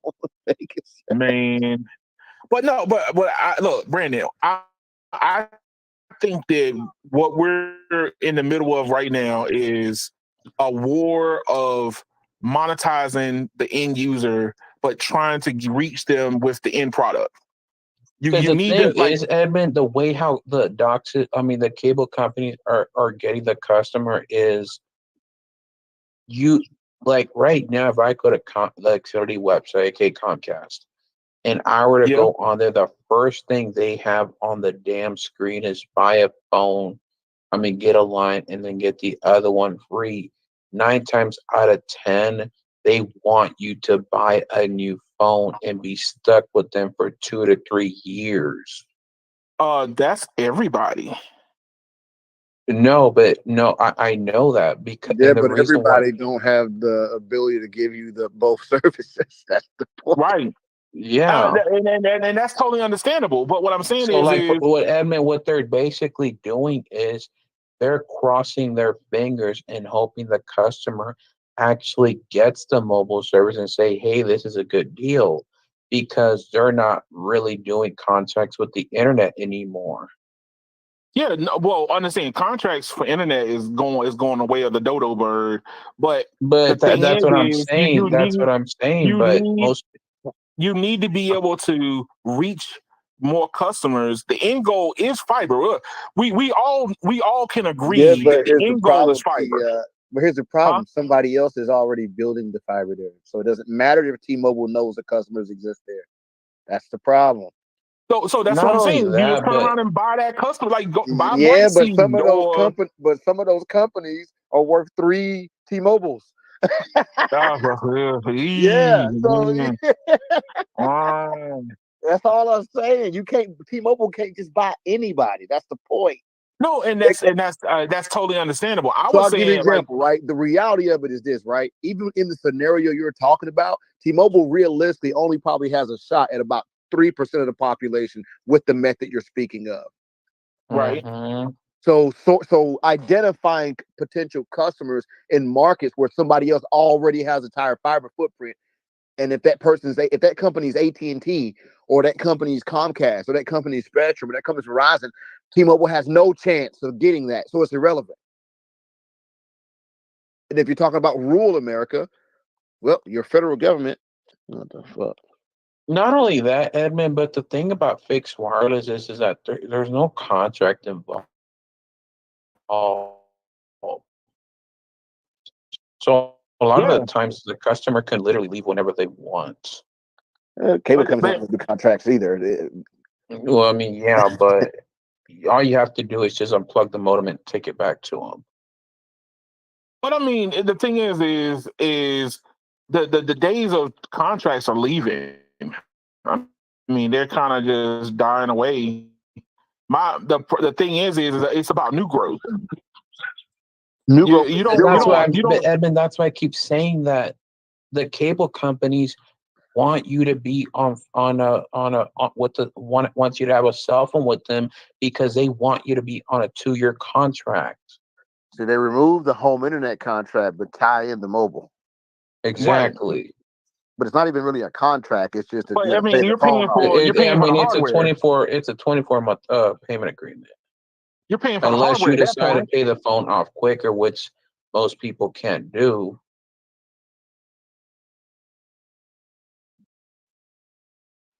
I will say this Look, though, Brandon. Most people are getting the cheaper phones on the cable coast.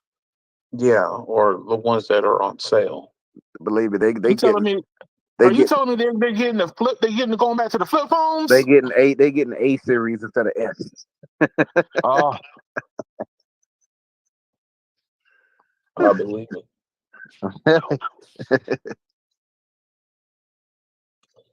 man, I just think that you don't spend that much money on wireless I find it spectrum. interesting that I find it interesting that a lot of the cable companies are still somewhat supporting their or making something similar to the ACP program because they don't want the customers to leave. Yep. Yeah, why would you not do that? That's the question. Question isn't, hey, why is the Want to know government why? pulling Oh back? Is wait, why won't or you just You want go to know ahead six and why? do it? months I can for tell you why. eligible new customers. You want to know why? Uh, A great deal of those customers are part of rural expansion. You And don't then you build could a fiber justify. network to the middle of nowhere and then let ACP stop you from keeping somebody on it demonetized.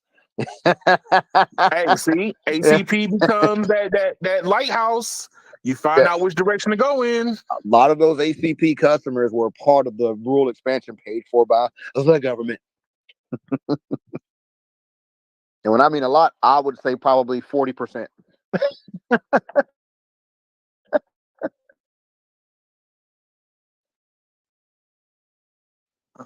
Because who do you think lives in the sticks? Do you think it's all rich people? Or do you think it's a bunch of poor people? A bunch of I don't poor. want to say. I don't want to say rich A or bunch of poor poor. people. Okay, put it like this: a lot of that rural expansion is Indian reservations, historically poor people. You don't cover a whole Indian reservation and then let something like ACP running out stop you from figuring out how to keep money flowing in. You get offer discounts to keep something coming in for that. AT&T Internet Air. Hold on. And I would imagine they probably have some kind of way to get a tax savings and still get some kind of money back out of the deal without ACP. Hey, we have all EM says, "Holy crap, 40%." He must be pertaining to the conversation a little bit further back. I was saying 40% of the fiber expansion people are probably ACP customers. Yeah, so almost half of them are probably ACP customers. I mean, hey, you would want to keep that ball rolling too. I would say they probably can write it off as charity in some way, and still get some back. Yeah, there you go. Why me pay for it when I could just write it off? Not to mention the public publicity for helping low-cost people without government money keep internet. That's true. That is true. Ways to play the game. So, hey, Brandon, I don't know if you want to stick around for this next topic. Is he still? Well, hey, no radio. So, with your Meta Quest 2, have you tried to go into Xbox VR gaming? No. What? Why would I? The question is, why would you not? Why would I be associated with Xbox? Because it gives you access to more games. More instead of using it for VR porn, you can actually use it for gaming. I like how you did that. Yo, sir. That meta is literally hanging on a wall like a piece of artwork because it does not get used. And it is dead as a doorknob. Hey, look. The reason why I brought this up is because VR headsets are coming back around again. I saw an article where Apple is lowering production, but then they turned around and said that more business customers are using their headsets. So I'm like, okay, so now you tapped it. I guess you try to tap into the business side, but what about the gamers and people who are not trying to watch, 3D highlights of the best hits on certain channels that being blocked in other states. I don't want to say all of it, but I'm just saying the gaming market is prime for it, and Xbox VR headset gaming is a thing. So Xbox partnered up with Meta how I feel about and Microsoft. You know how I feel about subscriptions. What? You don't like subscriptions? Nope. Never have. Never will. Oh man. I don't know, man. Hey, look, Xbox. I will never game again before I live in the world where I have to subscribe to play any game. Oh wow, no radio. That's how much gaming ain't that important to me. I'd rather not have it if I got to be forced into a subscription model where I can't play. But here's the thing, though, radio. The gaming is becoming what I call is migrating from the what I call stagnant, where it was like, hey, look, every year or every other year you rolled out a game and it had a story and whatever. These things becoming live recreations. There's something new always happening. When you go to that local bar, keep on your VR headset, it will have a new quest for you. These games becoming actual live, real life video games where something that happens in the world affects everybody. That's when I play Destiny 2, that's kind of the big thing, is everybody is kind of going along with the storyline that's evolving, right? Mm-hmm. But VR headsets are being known for, for the adult industry side and not for anything else. I mean, that's like 30% of the internet.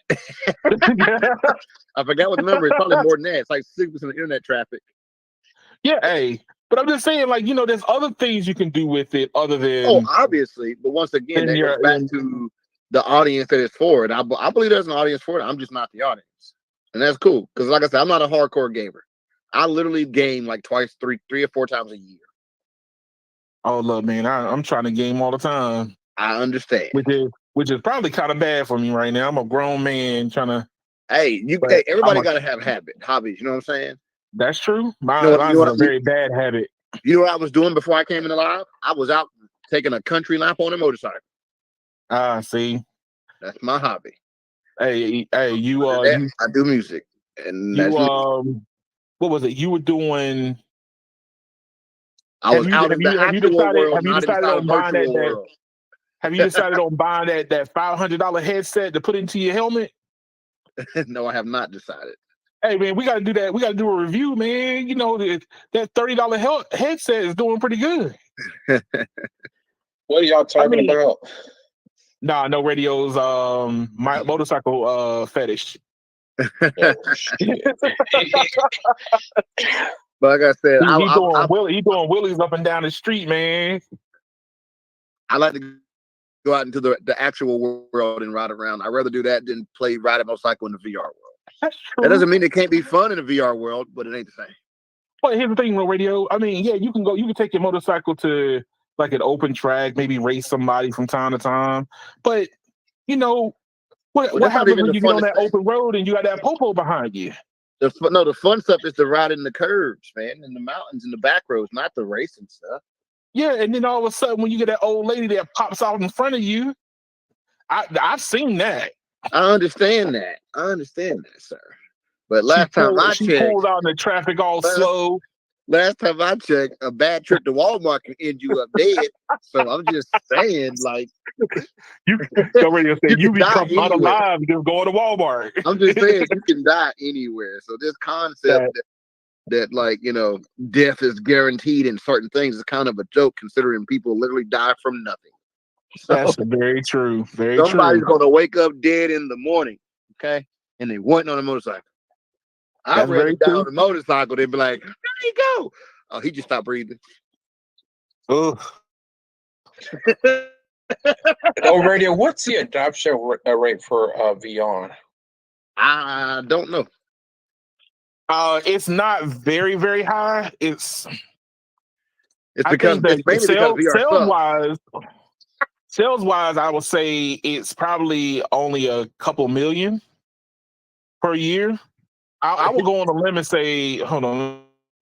Let me see if I can do a search. You can't use sales though. You can't use sales though. That's the problem. It goes back to the power. People bought it but not using it. There you go. People buy it but don't use it. They don't. I just told you, like mine has been hanging for 4 months. Don't use it. We own 2 of them and we don't use neither one. Radio, I remember John Legier gave me a Galaxy Gear, whatever, and I never even opened it. Never even opened it. See? Good, because that was 6 years ago. The Galaxy Gear was horrible. That was bad. But here's the thing. I think that the concept behind it is starting to change. Like the way that I see it, and I know that y'all say, "Oh man, there go Keon again with his head in the clouds," but I think that your phone is the gateway to VR. Not putting your phone on your face either. That's not what I'm suggesting. That was stupid of Samsung to want to do, but I think that it's going to end up being I more mean, like, that's what hey, Apple end up doing, and I mean, the sales are not good, and people are buying them, but then they're going right back into the store, and Apple cut production on them. yeah, but here's the thing: Apple cut production because they probably saw all those returns, and then on top of that, people with disposable income was buying VR headsets, right? You want nobody was if you had $3,500 to burn, a hole in your pocket. What are you gonna do? You're gonna play around with the new hotness, and at that time, the VR headset for Apple was the hotness. But now, if you don't have anything to do with it, you're not trying to do music production inside a VR headset that's hurting your nose. I mean, what are you gonna do? I think that what we're going to end up running into, and you're starting to see new iterations on this, is like a small glasses style VR, and then you plug it into your phone. So your phone stays in your pocket. It's just you wearing these glasses with a cord. I mean, come on. People wore. I remember people Apple saying a We, few we years need back. we only need 20 generations of graphics card improvements first. Hey, look. I'm telling you, look, VR is already strained on high-end gaming PC graphics cards, sir. It's really gonna be strained on your phone. That's true. So, and then, but see, here's the thing, because you know why you think that? It's because you're looking at it from the cloud gaming aspect. No. I was looking at it from just sheer wanting to use it. Like, I'm not gonna buy. I'm a tech nerd when it comes to like, how can I get the most out of this one product I already have before I start going out and want to buy another. Like, I know that you be like, man, Keon, you buy everything. You will buy everything you can. Yeah, you're a tech nerd. I feel like I'm very the picky. technology is not there. I'm very picky about mine. The reason why I didn't want to get a Nintendo Switch is because it only does one thing. Like, okay, if the Nintendo Switch, I could plug it into the television and then I can watch Netflix and my favorite, streaming stuff off of it. I'd be like, okay, it has multiple uses. But the Switch does one thing, games, and then the only games I can get is through Nintendo. So it's not like I can go on Steam to go get some new games. I can only go to Nintendo. So the use case for it starts dying. Where with the Meta Quest or the Meta 2 and Meta 3, they just started adding Xbox Game Pass to it. So now, oh, you have a gaming aspect also, not just for porn.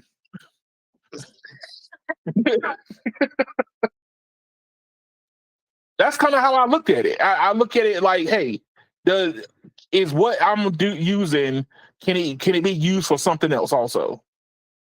If I can watch TV in the headset and have the headset on, but then all of a sudden pick up a Bluetooth controller and play a video game directly in front of me, it has dual use.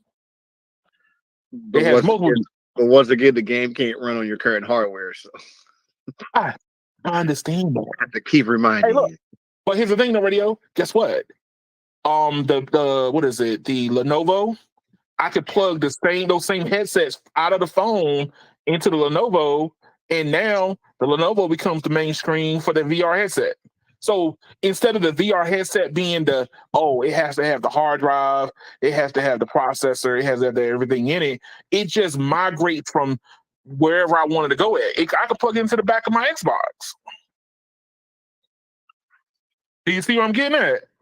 Oh, obviously. I'm not lost on that. I'm just saying it. That's how I look at it. Is I already have a gaming console. I already have a handheld gaming console, and I have a phone. What does the Apple VR do for me, or what does the Meta VR do for me that the other devices I already have do? Nothing. That's kind of how I look at it, and how can I incorporate those into the new VR setup? Well, like I said, somebody's got to be in crash test them and spend all the money on the stuff that barely works. Dang. Not the I'll crash prefer to test wait till dummy. it works. Edmund, I feel like right now we're like at the early days of when the first iPhone came out. Well, I'm sorry. The iPhone where it first came out, where you can't really do anything with it right now besides make a phone call, look at YouTube videos, and that's it. Hey, but here's the thing. At the time, nobody knew what you can do with it. There was no YouTube on your iPhone. It wasn't like the only thing you could really do was what? Read email, do email, text, and make phone calls. Music and videos. Oh, and then That's it. play music. You But load it up like that's the it. Like iPod. you really can't. I mean, like it's too much shit in your eyes. No, not necessarily. It's No, basically I mean a lot of people. I mean a lot of people in the group have tested it and have even bought it and returned it. what, like just VR headsets in general. Well, I mean the Apple Vision Pro and a lot of them never kept it because they But said that it's not worth it. but here's the thing: the Apple Vision Pro, you spend $3,500 to do what? Remember, you have to have a you. You know, if you got money to blow, $3,500 purchase doesn't mean anything. But for somebody, it's an iPad in VR. Woohoo! But that's what I'm saying.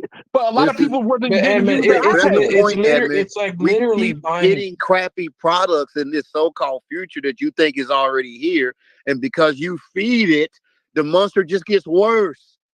Look, first of all, I wouldn't buy everything like that AI. These AI pins, I had it ready, another one ready for this evening. But hey, since we're talking about it, these AI pins.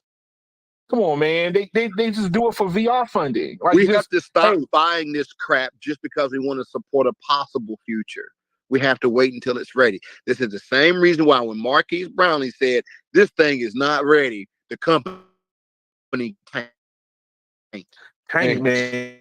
They jumped off the cliff and slit their throat at the same time. YouTubers were dead blunt and honest about every product on the market right now. Half of this stuff would already either be better or gone.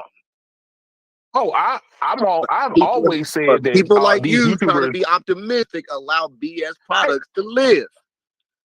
Hey, look, wait. I am optimistic because I like to think about what you I can and cannot do. And what we're telling you is that there's nothing wrong with the concept. We're telling you that you're not even close to a reality yet, so it's irrelevant to care. Like, check this out. Here's another Here's another AI in your pocket handheld called the Rabbit R1. Don't give them attention. It's crap. And I ain't even seen a review, and I know it's crap.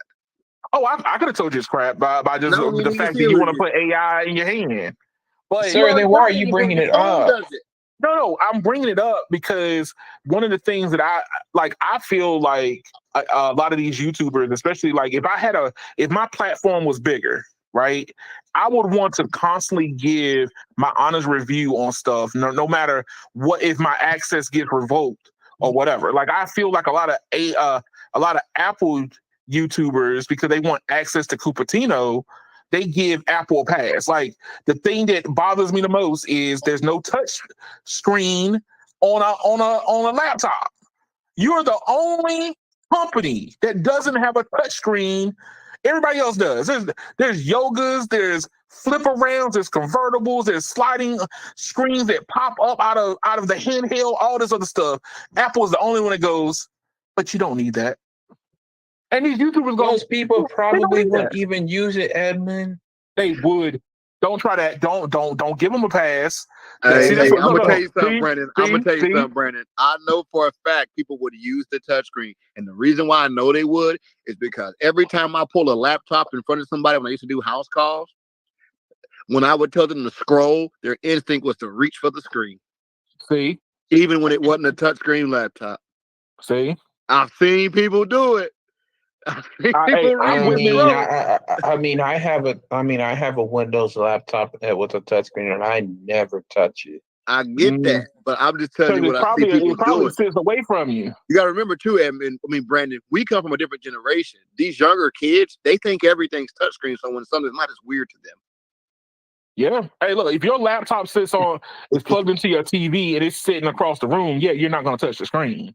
But what And I have and if, literally, I've walked into Starbucks and seen people with Apple laptops and touched the screen by accident. I'll tell you this, Brandon. What's the easiest way to zoom in? Pinch and A zoom. mouse. No, it ain't. Pinch If and you want to zoom. zoom into one spot on the screen, you telling me it's Oh easy yeah, with a you mouse. have to use a touchpad.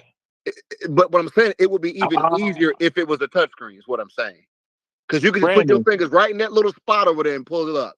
Yeah. So Wait, I'm not saying you would use the touchscreen exclusively, but it is an added benefit to it. No, but I think Apple said, somebody said a rumor earlier this year, last year, saying that Apple's going to make touchscreen computers. They won't. They won't. Because it will cannibalize the iPad, which I'll tell you what, though. This is what's going on, right? People are not buying the new M3s, and they're probably not going to buy the M4s. People aren't really buying anything in the beginning. Yeah, wait. What I'm saying is people who already bought M1 laptops have zero reason to buy M2, 3s, or 4s, right? The only way you might get one of them people to possibly update is to add features they don't have.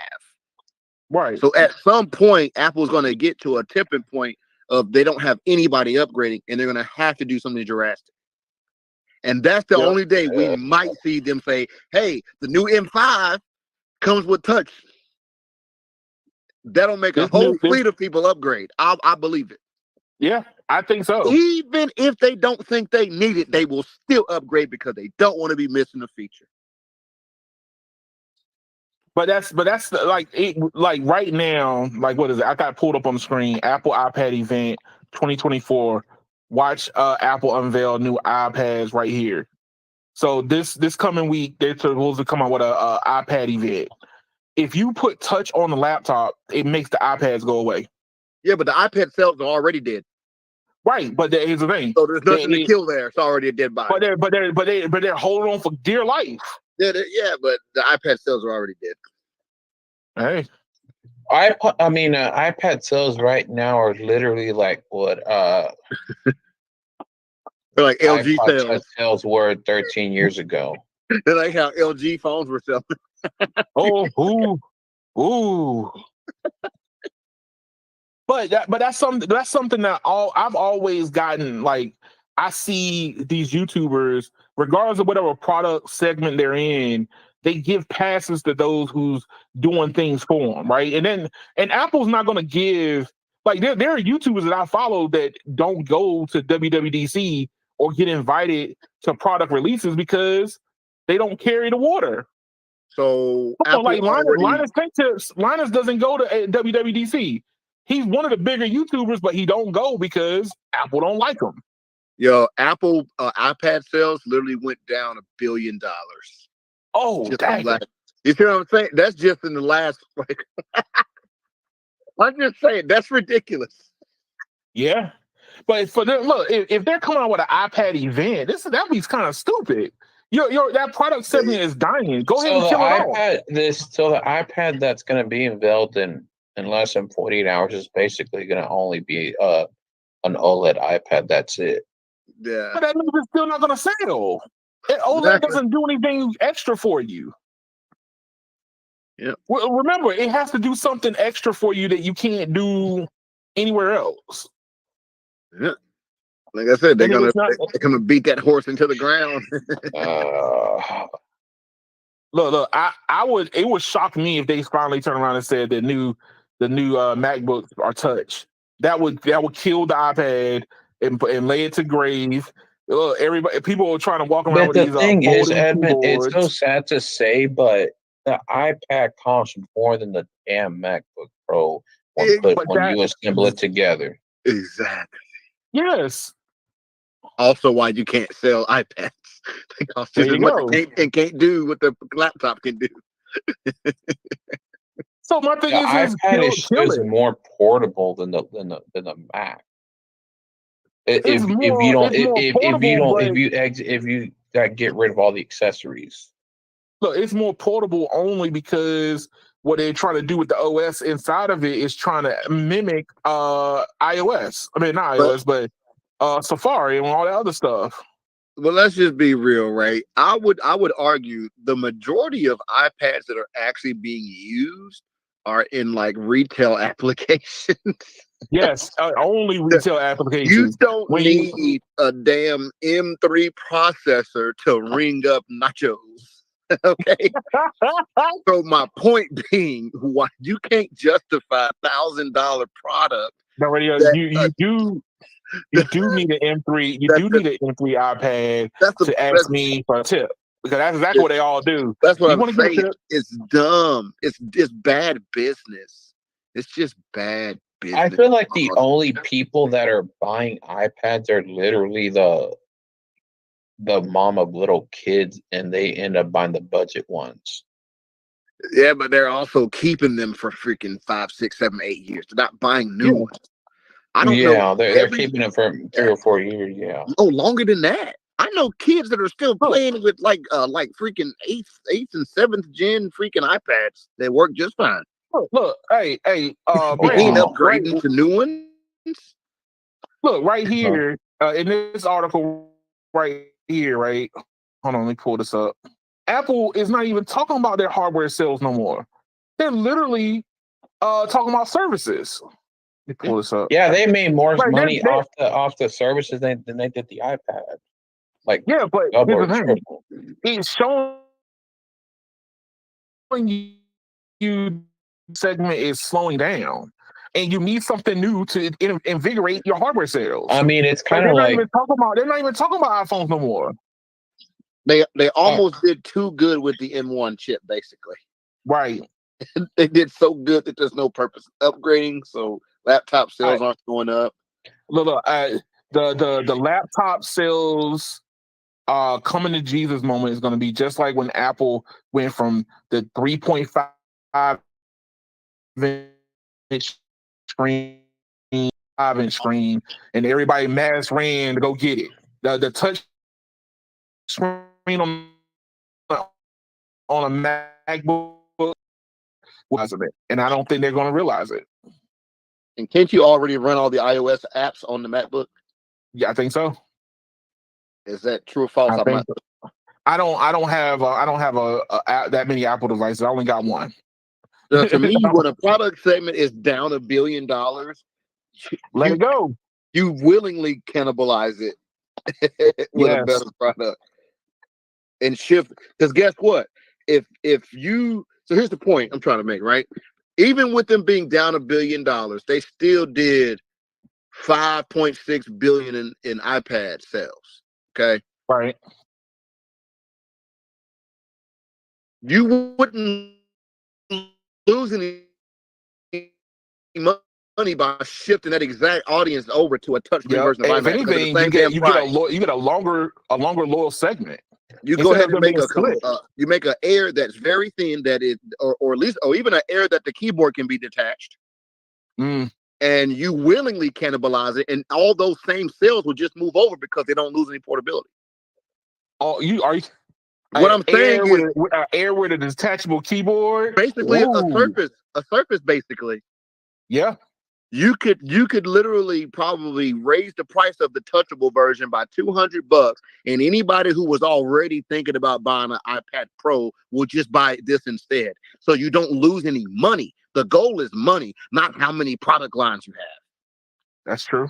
People who were already willing to give you, $999 on an iPad Pro, or probably even more for an OLED one, will probably happily give you $1,200 for a full Mac OS detachable. That's all I'm saying. So it ain't about that's why I don't think cannibalizing the product line matters that much, because the price is already too close. Right.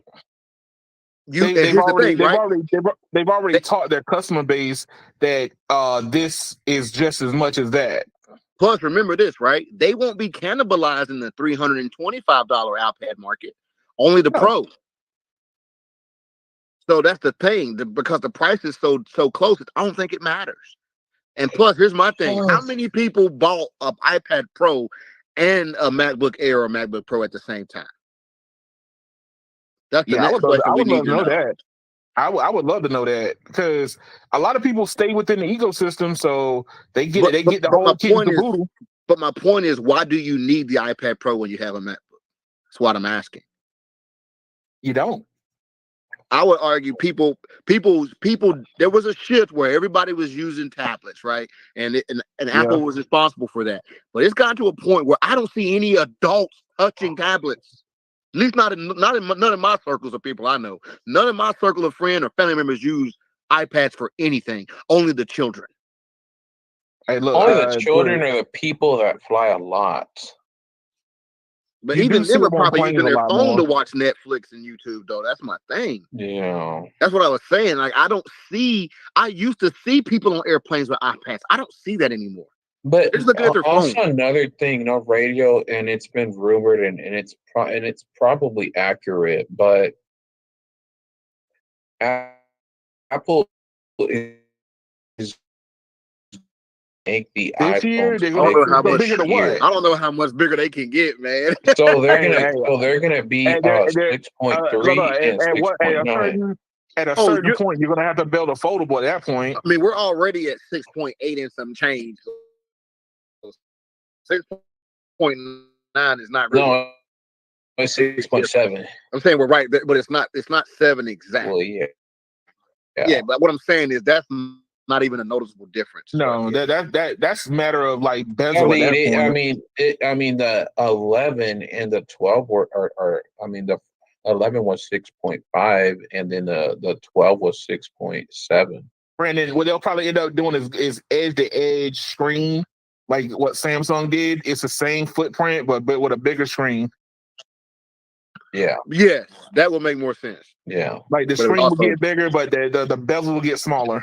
It'll also be easier to break. Of course. That's what Apple.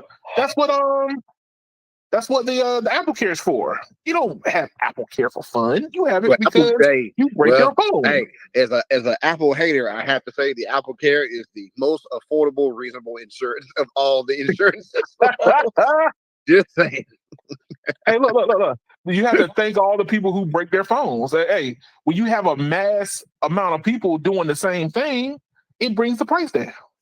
What's crazy, I thought I was right, but I had to double check. You know, the Apple 15 Pro Max actually has a smaller screen than the 14 Pro Max. Really? Well, it says it's 6.69 that's actually viewable. It's weird. It's weird. 6.69, and then the 14 Pro Max says 6.7. But I think it's just them playing with the bezel. It ain't even really a true difference. They're not increasing the size of the phone. They playing with the bezels a little bit. And the 14 Pro Max 6.69, yeah. So it ain't even 6.7. All right. So while we're sticking on with Apple here, radio, I know you don't like watches, but I don't like smartwatches. Get it correct. Smartwatches. You don't like smartwatches, but yeah, they're a waste of time. Apple got approved to to use to get the key health feature on the watch, which is AFib, afibrillar reticulation. Well, you just messed that all up. I know I messed up the name. Ventriculation, is it not? Reticulation. Yes. I was an EMT. I know these things. My bad, sir. But hey, so the watches have another use case. Still don't care. Because if Apple gets approved for it, everybody else gets approved. Still don't care. But no radio, it could save lives. But the only people that are buying these watches, sir, are the ones that have severe health issues, or they don't want to look at their phone and that's it, or the ones that want to get healthy, but then they give up. Man, we all trying to get healthy, man. I'm trying to live. Just look, I feel like the Apple Watch is having the same life as the iPad. When they first came out, everybody mama was wearing one. Now everybody got one in their drawer damn near. but here's the thing, radio. You have to have a use case for said device. So if you have a use case, you'll wear it on a regular basis. Most people got them thinking, I'm gonna use it as a health tracker and I'm gonna get healthy this year. My New Year's resolution. And then they Nah. didn't keep up with none of that. New year, new me, and then fail. And they didn't even actually do it. I'm just telling you what I see, bro. People don't be dedicated to these things like that, bro. That's why you I can't see do sales. him here. I see him here in DC, That's man. cool. All I'm saying is, let me describe it once again. I said when they came out, everybody. I see them. I can see. I saw a Cybertruck the other day. They don't mean everybody got one. No. My point exactly. So seeing You saw the same Cybertruck all day. all I'm saying is this: you Apple Watches at one point, it was just as likely as seeing an iPhone. Yeah. They're no longer that because a lot of people did the same thing. They bought them when it was a new cool thing. Using them became a problem or a pain because of battery life and of other things. They didn't live up to the hype, and people still own them, but don't consistently use them like they used to. Edmund, I'm gonna be honest with you. I know people that bought the watches and they don't use them anymore, or they'll end up giving it to a relative as a gift, and then they don't use it. You know what people tell me, Edmund? They be like, "Man, I got tired of remembering to charge that thing." Exactly. Or sometimes they'll end up losing it, and they're like, "I don't care." Oh, you dropped it one time in the glass screen shatter. Right. My mom told me one time that a coworker had an Apple Watch and it didn't work, and he just wanted to use it because he thought that it was fancy. Yeah, man, I tell you, it lost the flame that it once had. I think that smartwatches are going to be like it's about the overall health. I feel like health is the main concern that they're moving towards, and if it could do more things, it makes it a lot better product to want to gravitate towards. I'm gonna tell you it's the same problem we said about a lot of other stuff. It ain't ready. That's the problem. I think the thing is that the screen is just too small, and then people get bored of it because they're distracted with what's on the big screen, aka TikTok and social media. Not to mention lack of a large app support group. And remember, and I said the same thing with the Samsung phone. If you actually actively use the thing, you will kill it. Exactly. If you only wear it as like a health tracker, yeah, the battery lasts. But if you hardcore, actually use it on the cellular network, you will kill it fast. How about this? How about something like this already? I'm gonna give you the best possible scenario. So with today's existing technology, we have color e-ink displays now. We all know that e-ink with higher refresh rates are way more energy efficient than these OLEDs, right? And so that was you do know the screen was killing them, right? It's the cellular connection. You still want cellular connection because remember, I've had smartwatches, I've had Apple Watches, I've had Samsung watches. When I fully commit to using it, the ideal scenario was if I'm paying for a cell phone plan on it, why the heck am I going to keep my cell phone next to it at all times? Okay, so I put the thing on, and whenever I'm in a position where I don't want to put my phone in my pocket or have my phone at risk, I would leave the phone in the truck, and I would go climb the pole or crawl under the house or whatever it may be with only the watch, which means I'm taking all phone calls on the watch, not Bluetooth, on the watch. If I'm listening to Pandora or Spotify, I'm doing it on the watch. Battery lasts like 4 hours. Is it because these 5G chips is just not energy efficient enough? It wasn't even 5G yet, Keon. Yeah, no, 4G was even worse. You walked away from your phone, that thing died immediately. All I'm saying is they're not ready. That's all we keep saying. Why do you think, bro? I bet there's more people wearing Fitbits right now than Samsung smartwatches. No, there is. You know why? I agree. Because the Fitbits be lasting for days. Yes, but they don't have the cellular. If you want a health tracker only and you're going to have it next to your phone anyway, Why would you spend that much money on an Apple Watch when a Fitbit can do all the same stuff for way less money? That's true. That is the problem. You know what? Here's the thing. The Fitbit is not going to let me unlock my car door or interact with other things that I But have. I'm going to repeat myself again. Neither is that Apple Watch or that Samsung Watch when it dies because you actually use it without the phone. Because they're going to be dead. You're going to have to pull your phone out, which defeats the purpose of the argument you just made.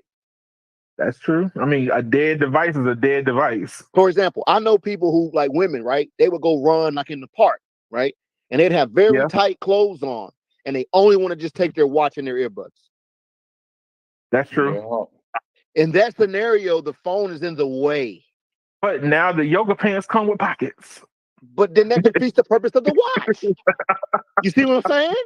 I know what you got to pull the phone out your pocket. You just go, hey, Siri. Let me give you another example, sir. when it comes to January, they all want to go work out, but then February comes, Valentine's comes, they want to go out on a Popeyes date. Yeah. Until we get to a point where these watches can last for, I'm going to say, they're going to have to be able to last an entire day with being used exclusively without a phone. 2 days. On cellular. You only got to have 2 days because at least then you're charging it once a day just like you do your phone. Hey, I get at least 2.5, well, almost 3 days cellular? Off mine. Not on cellular. All right, then. Once again, remember, we want the whole thing, not a compromised version. Oh, Edmund, and by the way, Verizon raised the price on the watch axes. Oh God! You know why they raised it? Because ain't nobody getting watches no more, and they got to figure out how to get some more money. But Invisible give it away for free. Invisible. You know what? That's another thing, right? Why does the device have to have a separate phone number? They need to monetize it, sir. Even hotspots have their own number and gateways. Yep. But it reroutes the calling on the back end. Even phone numbers have emails. And look, the number doesn't matter, Edmund, because when they call your regular number, the watch will still ring regardless of its numbers. That doesn't matter. I know that they redirected. You never used the cellular version. I have not. Because no. First of all, I know better. I might love technology, but I know that the cellular version is a pain. Like, understand, the battery gonna die, and I gotta have a separate cell line for it. But the cellular version is the version that would keep the people using it if it was better. That's the point. Bluetooth, it once again, it's not that useful. Think about it like this, right? If I'm sitting and I'm listening to music on Google, right? Yeah. And I want to change the song. I can double tap the headphones or I can tap the watch. But if the headphones can already change the music, why I need the watch to be able to? One less usage. Well, you know what? No. But here's the thing. You can play that game all day. The headphones have very small surface spaces. Look, I don't know about you, but I have fat fingers. And trying to touch these little small points on the headphones. Get yourself a pair of Beats. There ain't no touch. It's just you push the actual button. And the button is the whole damn headphone. Beats Studio. Beats Fit Pro. Okay. Hey, what about these little earbuds? They build the skipping tracks and but my point is that's another what I'm getting at is that's another use that the watch served at one point that the buds have gotten rid of. At this point, you can do all of that same stuff with a much cheaper device, is all I'm saying. I.e., what I'm saying is this, Edmund, they could make you a watch that doesn't have a screen at all, probably gets a week of battery life, and the phone just does all the tracking. The watch only has the sensors. And it would be just as damn useful. They built the earbuds into the watch. What are you talking about, man? There's a watch I forget what the company name is. It's a piece of junk, too. I'm talking about what people actually use, not these fantasy products. You talking about some crap that's on Temu. Anyway, I've seen that crap. That's crap. What I'm saying is a better health tracker would be a device that doesn't have a screen, because the watch screen itself ain't that useful. If you're gonna go Bluetooth only, you could do the same thing with just a band that has no screen and the phone just keeps up with everything.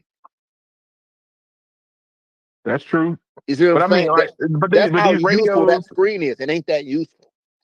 these radios are just sucking down too much power, man. They just pull too much power. Where battery technology is going to have to get more dense for it to become viable. Well, we ain't gonna act like these companies ain't cheaping out either. Let's be real. Think about it like this: almost other than Apple's design, almost every Bluetooth headphone set on the market has a 60 milliamp hour battery in it. Yeah. And it's the same dime sale 60 milliamp hour battery. Yeah, because they're mass produced. Some of these headphones are twice the size of the other ones, yet still only have a 60 milliamp hour battery. That's because they put more speaker inside, sir. Not always, though, is my point. What I'm getting at is these companies are lazy, and we have to stop rewarding them by buying stupid stuff. Hey, Lila, I'm all aboard on that, man. all aboard. I'm saying. Let's stop buying stupid stuff because it makes them believe that the product is good enough, and it ain't. When we stop buying them, the market will actually get better. Hey, look, we already see these AI pens aren't going anywhere. So I think the market. These AI pens is not going anywhere. They secretly got some VC funding, and then now when they get into people's hands, these venture capitalists go, "But you didn't give it a chance." Man, no, it's a dumb idea. Seen a product you thought was a bad idea, huh? Huh? You ain't never seen a product you thought was a bad idea. I try everything, sir. I give it a shot. Everything's a good idea. Hey, these AI pens are terrible. Okay, I wouldn't buy those. Okay. Yeah. Even if I bought a smartwatch, but I didn't buy the cellular smartwatch because I know that the cellular radios are going to drain the juice of the battery. Here's my question: even if the AI pen was good, would it matter? Your phone already does all of that. Yes. So that's what I'm saying. It's a redundant product. It's a redundant product, like I said earlier. It only does one thing, and that's it. I could do all that stuff on my phone. It's a money grab for gullible buyers. That's what it is. It'll end up in the drawer later. That's the problem. And if people go buy it, you're telling them good job. Not me. That's like if a player always misses his 3-pointers, but you don't take him out of the game. What's he gonna get better at shooting for? Why's he gonna get better? He ain't. You turn around and reward him just like Steph Curry. I mean, he gonna throw it up enough time. Like eventually, he gonna start hitting. No, he ain't, sir. No. Eventually, I mean, you do that's not how it works. You do it enough times, you punish bad performance. You don't reward it. Look, it's called practice. You just gotta only let him shoot that on the floor. You don't put him in the game, sir.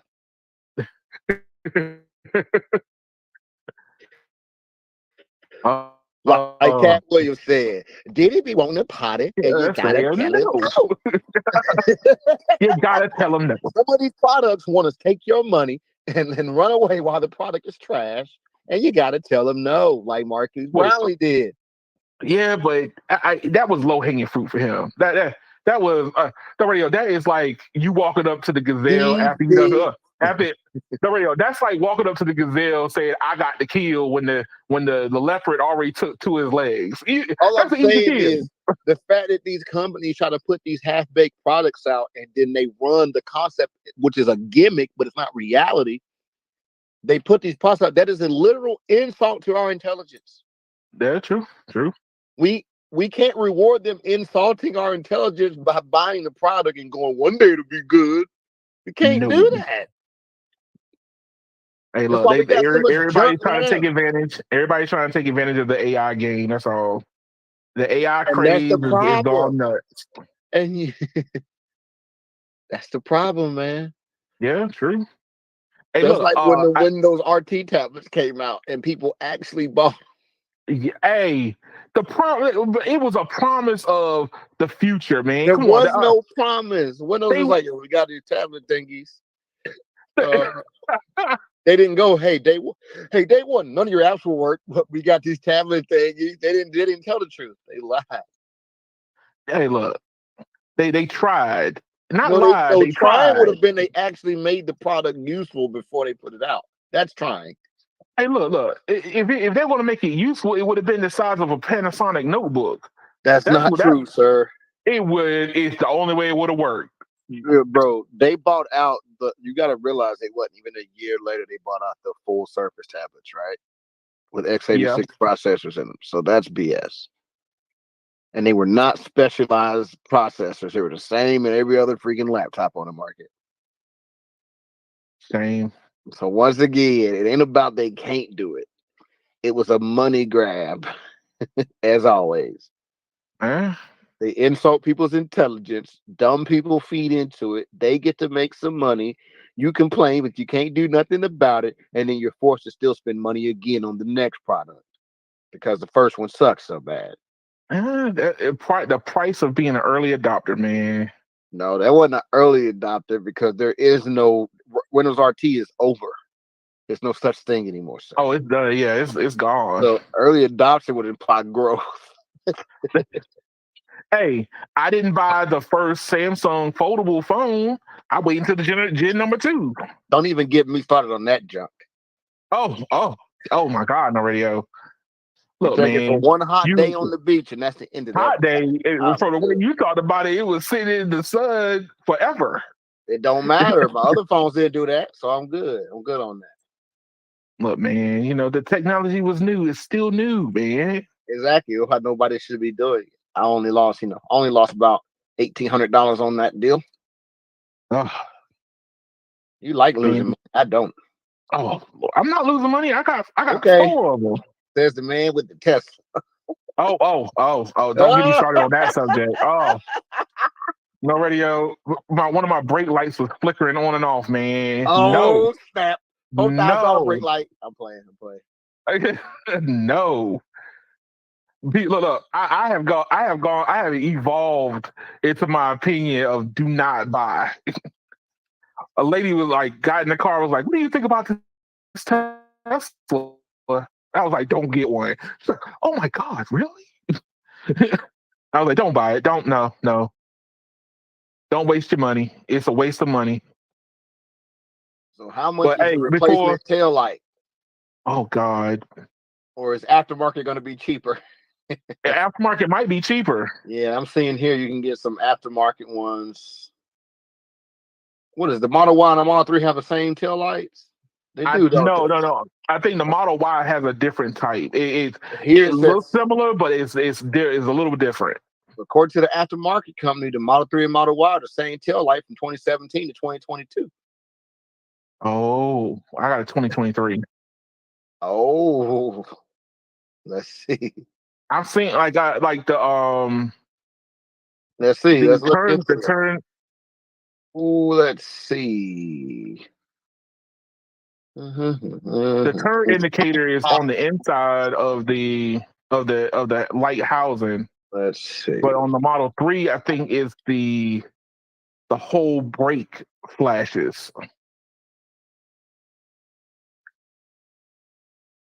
Let's see. But like I said, the aftermarket will tell you what the whether it's the same shape exact. Yeah. 20 to 2024 Model Y. You can get aftermarket tail lights for $659 in jet black. LEDs. That's both tail lights. $659. Yep, for the aftermarket. But it might void your warranty. Yo, look, understand something. My Highlander, the lights on my Highlander, excluding the headlights, because they were still halogens. Okay. But anything that was LEDs on my Toyota stay lit all the time. Never blinked, never flickered, never anything. And I drove I drove at nighttime. So that means those things stayed on all the time. I've had the vehicle for 6 months. All of a sudden, the brake light flickered on me. But they even got Come on, RGB. yo. They've got RGB tail lights for it. It's already a computer. Yep. Oh shoot! Right here it says 2017 to 2023. Same. So they all the same tail light. They might have made small visual changes, but the actual lights themselves are all interchangeable. The housing is the same. Yeah, they're all plug and play across all those models. Mm. Yep.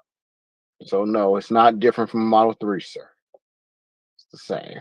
I figured that I knew that I think the headlights are the same too, because the headlights for them look about the same also. Here go another. These are $800 for these taillights.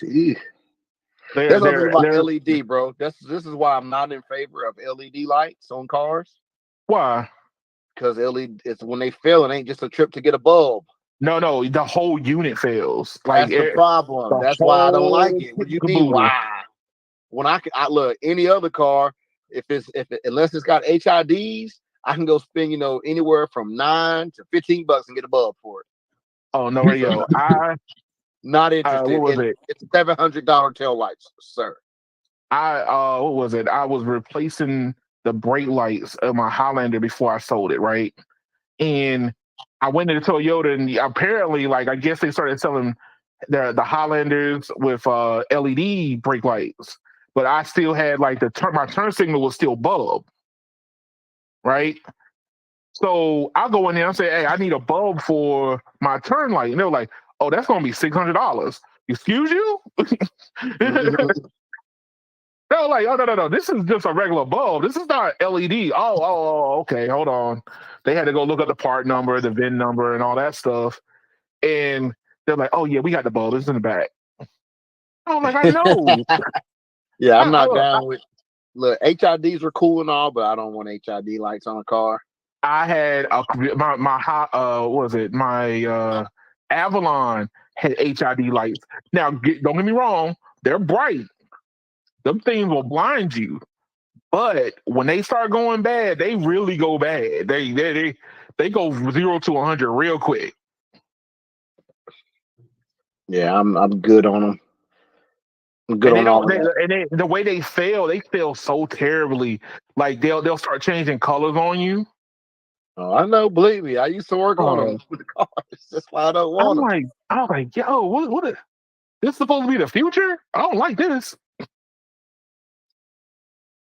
But I don't know if Brandon's still here. I got one more story for him. Brandon's the one that pulled my attention to this. I found this on AOL too. He found it on Yahoo Finance. But no, Brandon, are you there? Yes, sir. So you remember this one? I know you remember this.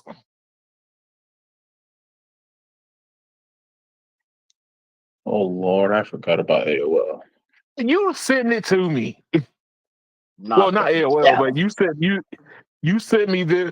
I just found it on AOL. I didn't use yours. I was scrolling through. And I remember you talking to me about this. So Sony and Apollo send letter expressing interest in Paramount for $26 billion. As I guess Paramount is thinking about trying to buy Skydance. So, Brandon, how do you feel about this, man? Prices are gonna go up. Oh man, Brandon, that should be your ringtone. Prices going up. I mean, as crazy it sounds, Peacock is going to cost more than Paramount Plus, effective next month or August. Yeah, but isn't Peacock and Discovery are looking to join up together? No, it's actually Paramount and Peacock. They're in talks of doing that. Oh, it was Oh, okay. But if Sony's trying to purchase Paramount, that's going to stop. Yeah. That's they're going to put the kibosh brakes on that in a heartbeat. So what do you think is about to happen, Brandon? I mean, because from my point of view, I mean, Sony has a studio arm, right? And this gives them I a feel streaming like they've services given a up a service, lot in the. I feel like they've given up a lot in the U.S. with entertainment because they had PlayStation View and they got rid of it. right? But they got rid of it because of the carrier fees.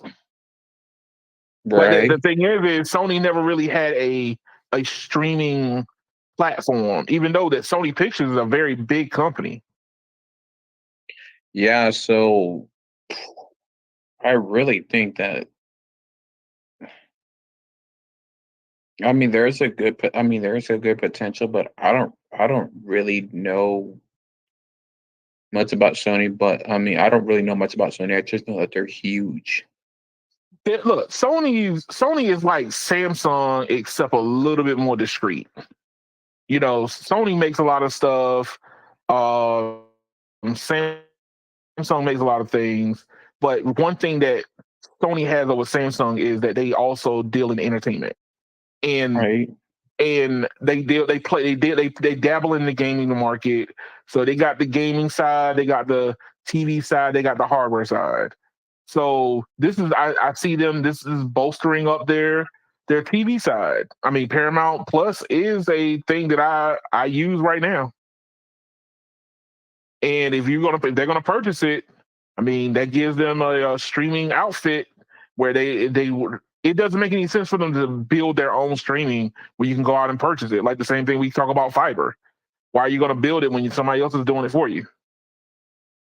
But the thing is, Edmund, that a lot of the content is everywhere else but Paramount Plus.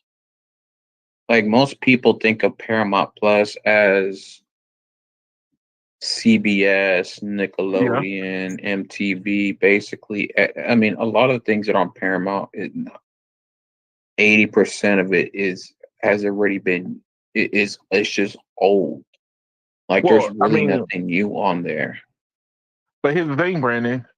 Somebody values it because they Paramount Plus is valuated at like 22 billion, so they're asking a couple of billion above that to buy them out. 26. So they go on at 26. Paramount sees themselves as 22. They're not asking for a ridiculous amount. It's just that hey, you might as well go ahead and you might as I well go ahead and honestly buy think yourself a that streaming service. I honestly think Paramount's in a bad place right now. Really? I see them in a good Yeah, place. They I they they think they're have in a bad. they already have these partnerships already in place. Sony would have look at it from this standpoint. If Sony wanted to get a lot of these deals that Paramount already have, they would have to start from scratch. You see what I'm saying? If Sony But wanted to the build thing a is, streaming Edmund, is network, that like I know they're worth $26 billion, but the thing is that nothing's really good out of Paramount. for me, actually, I look Star Trek is the thing, and then on top of that, they got Halo. They got a couple of things that I've been dabbling around, but those two were the main factors for me. Yeah, but that's barely any. I mean, there's a few people talking about them, but it's nothing like what Netflix and Max people are talking about on those two streaming services. That's why Yeah. Paramount still offers a trial. If you don't offer a trial, then you're probably not popular. Here's the thing, Keon. The Yeah, TV market, as of right now, literally 70% of viewership is women between the ages of 35 and 50. And they ain't watching Halo and Star Trek. I know that, sir. I So know if you that. don't have something for them, you don't have a service. Uh, Like drop. that's what Young and the Restless is for. No, I understand what you're saying. What is on Paramount that draws in the ladies? The ladies. I don't know. But that's the audience you have to be a successful streaming company. You have to have the largest group of people. And that's the largest group. That's true. That's the thing. That's the reason why 50 Cent was talking about how he got in bidding wars with Stars and Fox. because He hit that demographic. all the shows they want are for that because that is the largest audience. No, Ray, did you watch the Cat Williams special on Netflix? I started it. I didn't finish it yet. I haven't started yet. Because I was watching the Canelo fight while it was live, so the Cat was live yeah. at the same time. Yeah. It's dumb. But I don't. But you know who was Like, watching it? Them women between 35 and 50. No, but I mean, like right now, the problem with Paramount and a lot of the streaming services is that there's too much noise happening, and people are getting bored of the content. And like we talked about last week, a lot of people are turning away from TV and are using social media as their main screen and entertainment use. Well, Brandon, I don't necessarily think they're turning away. I just think that people are tired of the same old, same old. Like, Exactly. That's what I'm saying. Like Paramount Plus is not popular anymore. I mean, the Paramount content is not popular anymore. But I can tell you this much: Paramount is making the transition to streaming a lot better than other companies. I mean, no, they're not. Check it out. As a Star Trek fan, if you watch like the early Star Treks, it's neutered, right? But then when they came out with Picard and the other ones that are behind the paywall, which they don't broadcast it on regular television, this more edgier. Like the people are real life. Like people I grew up looking at. All of a sudden they dropping F-bombs. I'm like, I don't remember ever hearing you say that. Like, but that's what I'm saying is they once we came behind a paywall, they became like No Radio said before. You need something that people are going to gravitate towards. Now, granted, the 30 and 50-year-olds are not watching Halo or Star Trek. I understand that, but it gives them a chance to kind of do what the Netflix is doing, which is work on that edgier content. The edgier content is what's going to draw people in. That's what's going to happen. Yeah, but once people get tired of Star Trek, then they're basically done. I don't know if you can ever be tired of Star Trek, sir. I don't know. Because one of the things that and Star Wars, I love Star Wars. Go ahead. No, but one of the things that Peacock is focusing on more than anything is live content, and they're all trying to find that live content vein. But the thing is it's difficult to get people to tune in at a certain time when everybody's accustomed to streaming. Like, when I mean live content, I mean sports. Oh, well, that's going to be a given. Like sports is like the games are going to start at a certain time, period. It's not, you can't change that. Yeah, but when you're obsessed with that team or love that team or a huge fan of it, whatever you want to call it, people are going to tune into that game and watch it wherever they're at. There's a streaming service that's going. Was it Paramount that wanted to buy into the NBA League Pass? No, I don't know. It might have been ESPN. I don't know. No, ESPN. They're talking about splitting that off as a separate app. No, this was them talking about going all in, like trying to get like live television, which is sports, and going for the NBA. And I think it was Paramount. Paramount has no NBA games. That's what I'm saying. On none of their networks. Which network does TNT? That's Warner Media, which is basically Max. I know that TNT does NBA live sports. So TNT and basically Disney are the ones that do NBA, and then also the regional sports, but regional sports right now are in a bad place. What was it? The Bailey's is filing bankrupt. Valley. Valley. Yeah, Comcast got rid Comcast of dropped them them. Tuesday or Wednesday, I can't remember. And they were like, we don't plan on renegotiating because they're in the process of bankruptcy. Hmm. That's interesting. But it kind of makes sense because I think Charter wants to get rid of them. Really? And I think DirecTV right now just extended their or they're negotiating, but they extended more time or whatever. Boy, you saying that they want to get? Why would they want to get rid of them? Why would they want to get rid of them? I mean, like, what is it? Charter is currently in negotiations right now with Paramount. So, I mean, the thing is that these channels are so fucking expensive. Like, I don't, football, right? yeah, They didn't dropped the Fubo just Discovery drop? channels. Yeah. I Hey, look. Here's the thing. It comes down. Always comes back around to that. Sometimes But we the have too thing much is, content. Edmund, like, no, but the thing is that I don't understand football because they charge $80 a month. Yes. And then they charge you regional sports fees on top of that. Yes. And then like sometimes they want you to pay quarterly randomly. They'll do that stuff.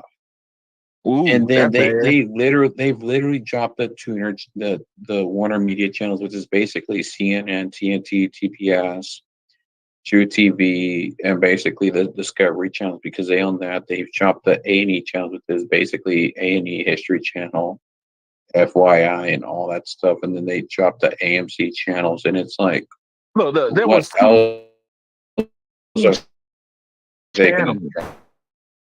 Too many channels. So it's like But that. guess what? The YouTube, way that well, you have to look at it YouTube is and this: Hulu have cable all those companies. channels.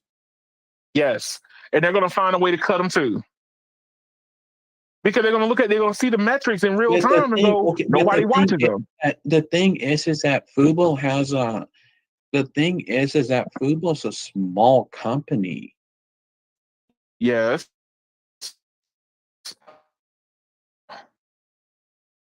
Not only that, but one of the things that I don't understand about them is that they've been recently adding a lot of fast channels, What's fast which is channel? basically fast channels are ad supported channels.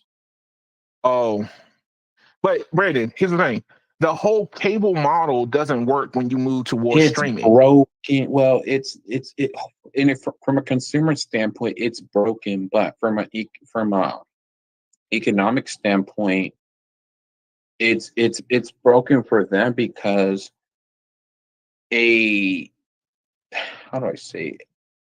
Well, look, I'll say it like this to you, Brandon. Like a DIY channel is not going to survive if it doesn't have Disney XD or BT Her Well, here's the thing: or TV Land. there's no use to having the Weather Channel or with streaming services. Speaking of the Weather When Channel, you they're could about just to lay off look a it up. lot of people, See, which is basically but the Allen Media.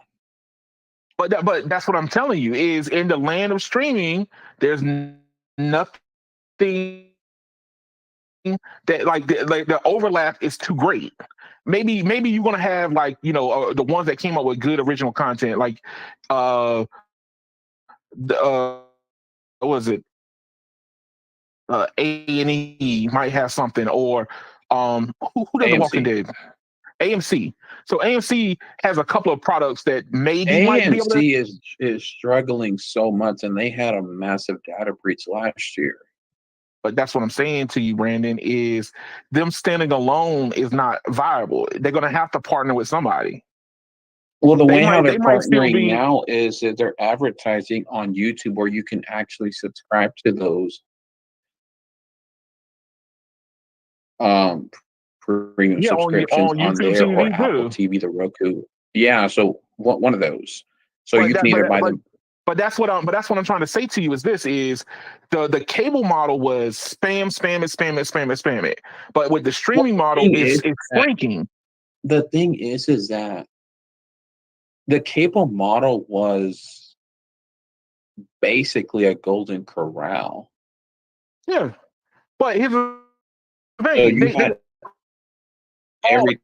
But Brandon, they all got their money regardless. It didn't matter. Like the you were paying for those channels one way or another. No, but if you didn't watch I know ESPN, that. But the thing is, if you didn't watch ESPN, you still paid for ESPN.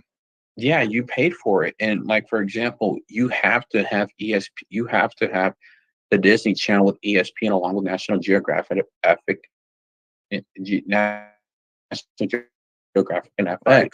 Same thing with Paramount. You have to have Nickelodeon, MTV, CBS, and all the above. If you can't have one or the other. But with streaming, you're starting to see them collapse. That model is dying because you can't. People are not going to pay for all those different things when there's all that overlap. But basically, people now are complaining that there's not enough content because it's getting too expensive and it flows all over the place. Oh, it's getting too expensive because guess what? Now these studios are having to pay for them themselves, where they used to get that guarantee money. It's different when you had the guarantee money. You could just spam whatever you wanted to spam. You could look at Bravo. Everybody was getting their own reality TV show. You see what I'm saying? I mean, everything now on Bravo is basically going to Peacock because it's under the Comcast and Universal. Right, but guess what? You're not going to see that as often. So if you're not super duper popular like the Kardashians, I don't see a bunch of these reality shows starting to come out aren't even popular anymore, sir. But that's what I'm saying, Brandon. Before streaming really hit its stride, everybody was getting their own reality show. Because guess what? The channel was still paying for it regardless. People were still paying for that channel even when they wasn't watching it. So that's why they could keep spamming. Oh, the Kardashians. Then you had other people living with the whoever. You had the Jersey Shore. You had the Keeping Up with the Kardashians. You had the Girl Next Door. You had what still goes on, the Food Wars, and then you had the Parking Wars, and then you had yeah, I hate those things, man. I hate the Parking Wars, man. That made me angry. I got a ticket I got to pay right now. Anyways, but that's what I'm saying is the channels are shrinking, just like all the streaming services are shrinking down. Because guess what? It is the channels are not shrinking right now. Yes, they are. The viewership is. Look, the Comcast spectrums are renegotiating these contracts because they're like, yo, nobody watching them. But I'm saying those channels are still there, but they're dying because the viewership is not there. Yeah, but they're still getting them rolled into the package. Exactly, because those contracts are 3 to 4 years. If it's still getting that half of 1 penny, and that revenue still comes in for it, guess what? They're going to still keep offering it. As soon as that half a penny goes away, they're going to drop it. But that's the nature of the business right now. Is you don't. How can I say it? Even Netflix is very uncommittal to things unless they think it really works. Okay, like Avatar: The Last Airbender. So it doesn't do well, they're going to cancel it. They're going to cut it. But that's what I'm telling you is before Netflix spammed everything. They were like, yo, you get this, you get this, you get this. Now they're like, yo, this is going to have to prove itself before we invest more. Yeah. So if Netflix is even pulling back, what do you think these other streaming companies are going to be doing? Oh, hold on. Carlos just said something. Thought I saw Keon. What's up, Carlos? I think what eventually Netflix is going to end up doing, they're going to make a streaming service that doesn't have their name, or they're just going to give it away to the Roku channel or Freebie or something like that, and basically give it to them. but it's still going to have to be supported by ads, and people have to watch the ads to support the channel. People are okay with that. But the thing is that people are also complaining that a lot of people are like, the companies are complaining that they're losing money, because I remember Tubi was saying that they're losing money, and Roku's losing money, and Roku, I think, announced that they're going to start doing ads on the screen. Yeah. The only way that these streaming services are going to make it, Brandon, is they're going to have to offer ads themselves. Like YouTube TV is offering ads But if themselves. people It gives them a aren't buying chance. that product, then they're not going to make money off of it. Yeah, well, it means that you don't support that channel no more. You let it go. Why? The streaming segment is whittling down. It's like taking a piece of wood and you just carving it down to what you want to be. That's pretty much what's happening. Okay, I gotta go, sir. All right, man. Hey, thank you for stopping by. Greatly appreciate it. I think No Radio fell asleep on us. Shit. He was like, screw you. I don't feel like talking about that subject no more. I'm good. But nah, hey, that was the last story. I wanted to catch Brandon before he rolled out, because he gave me that article. But remember, if you want to post things into our Discord, once I get that thing fired up, I need to figure out how to link Discord to YouTube. It's been a weird thing.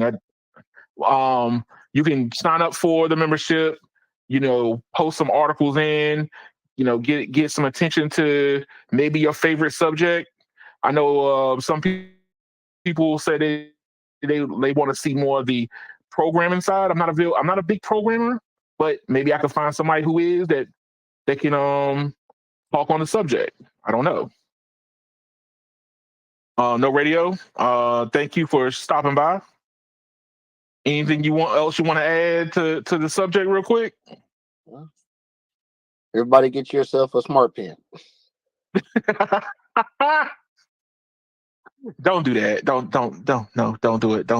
No, they're not ready. But thank y'all for watching. Please like, share, and subscribe to the channel, and check out the memberships. Let me know what you think. Is that your cup of tea? I'm looking to take the show a little bit higher. And thank y'all for watching. Y'all have a good one. Where's my mouse?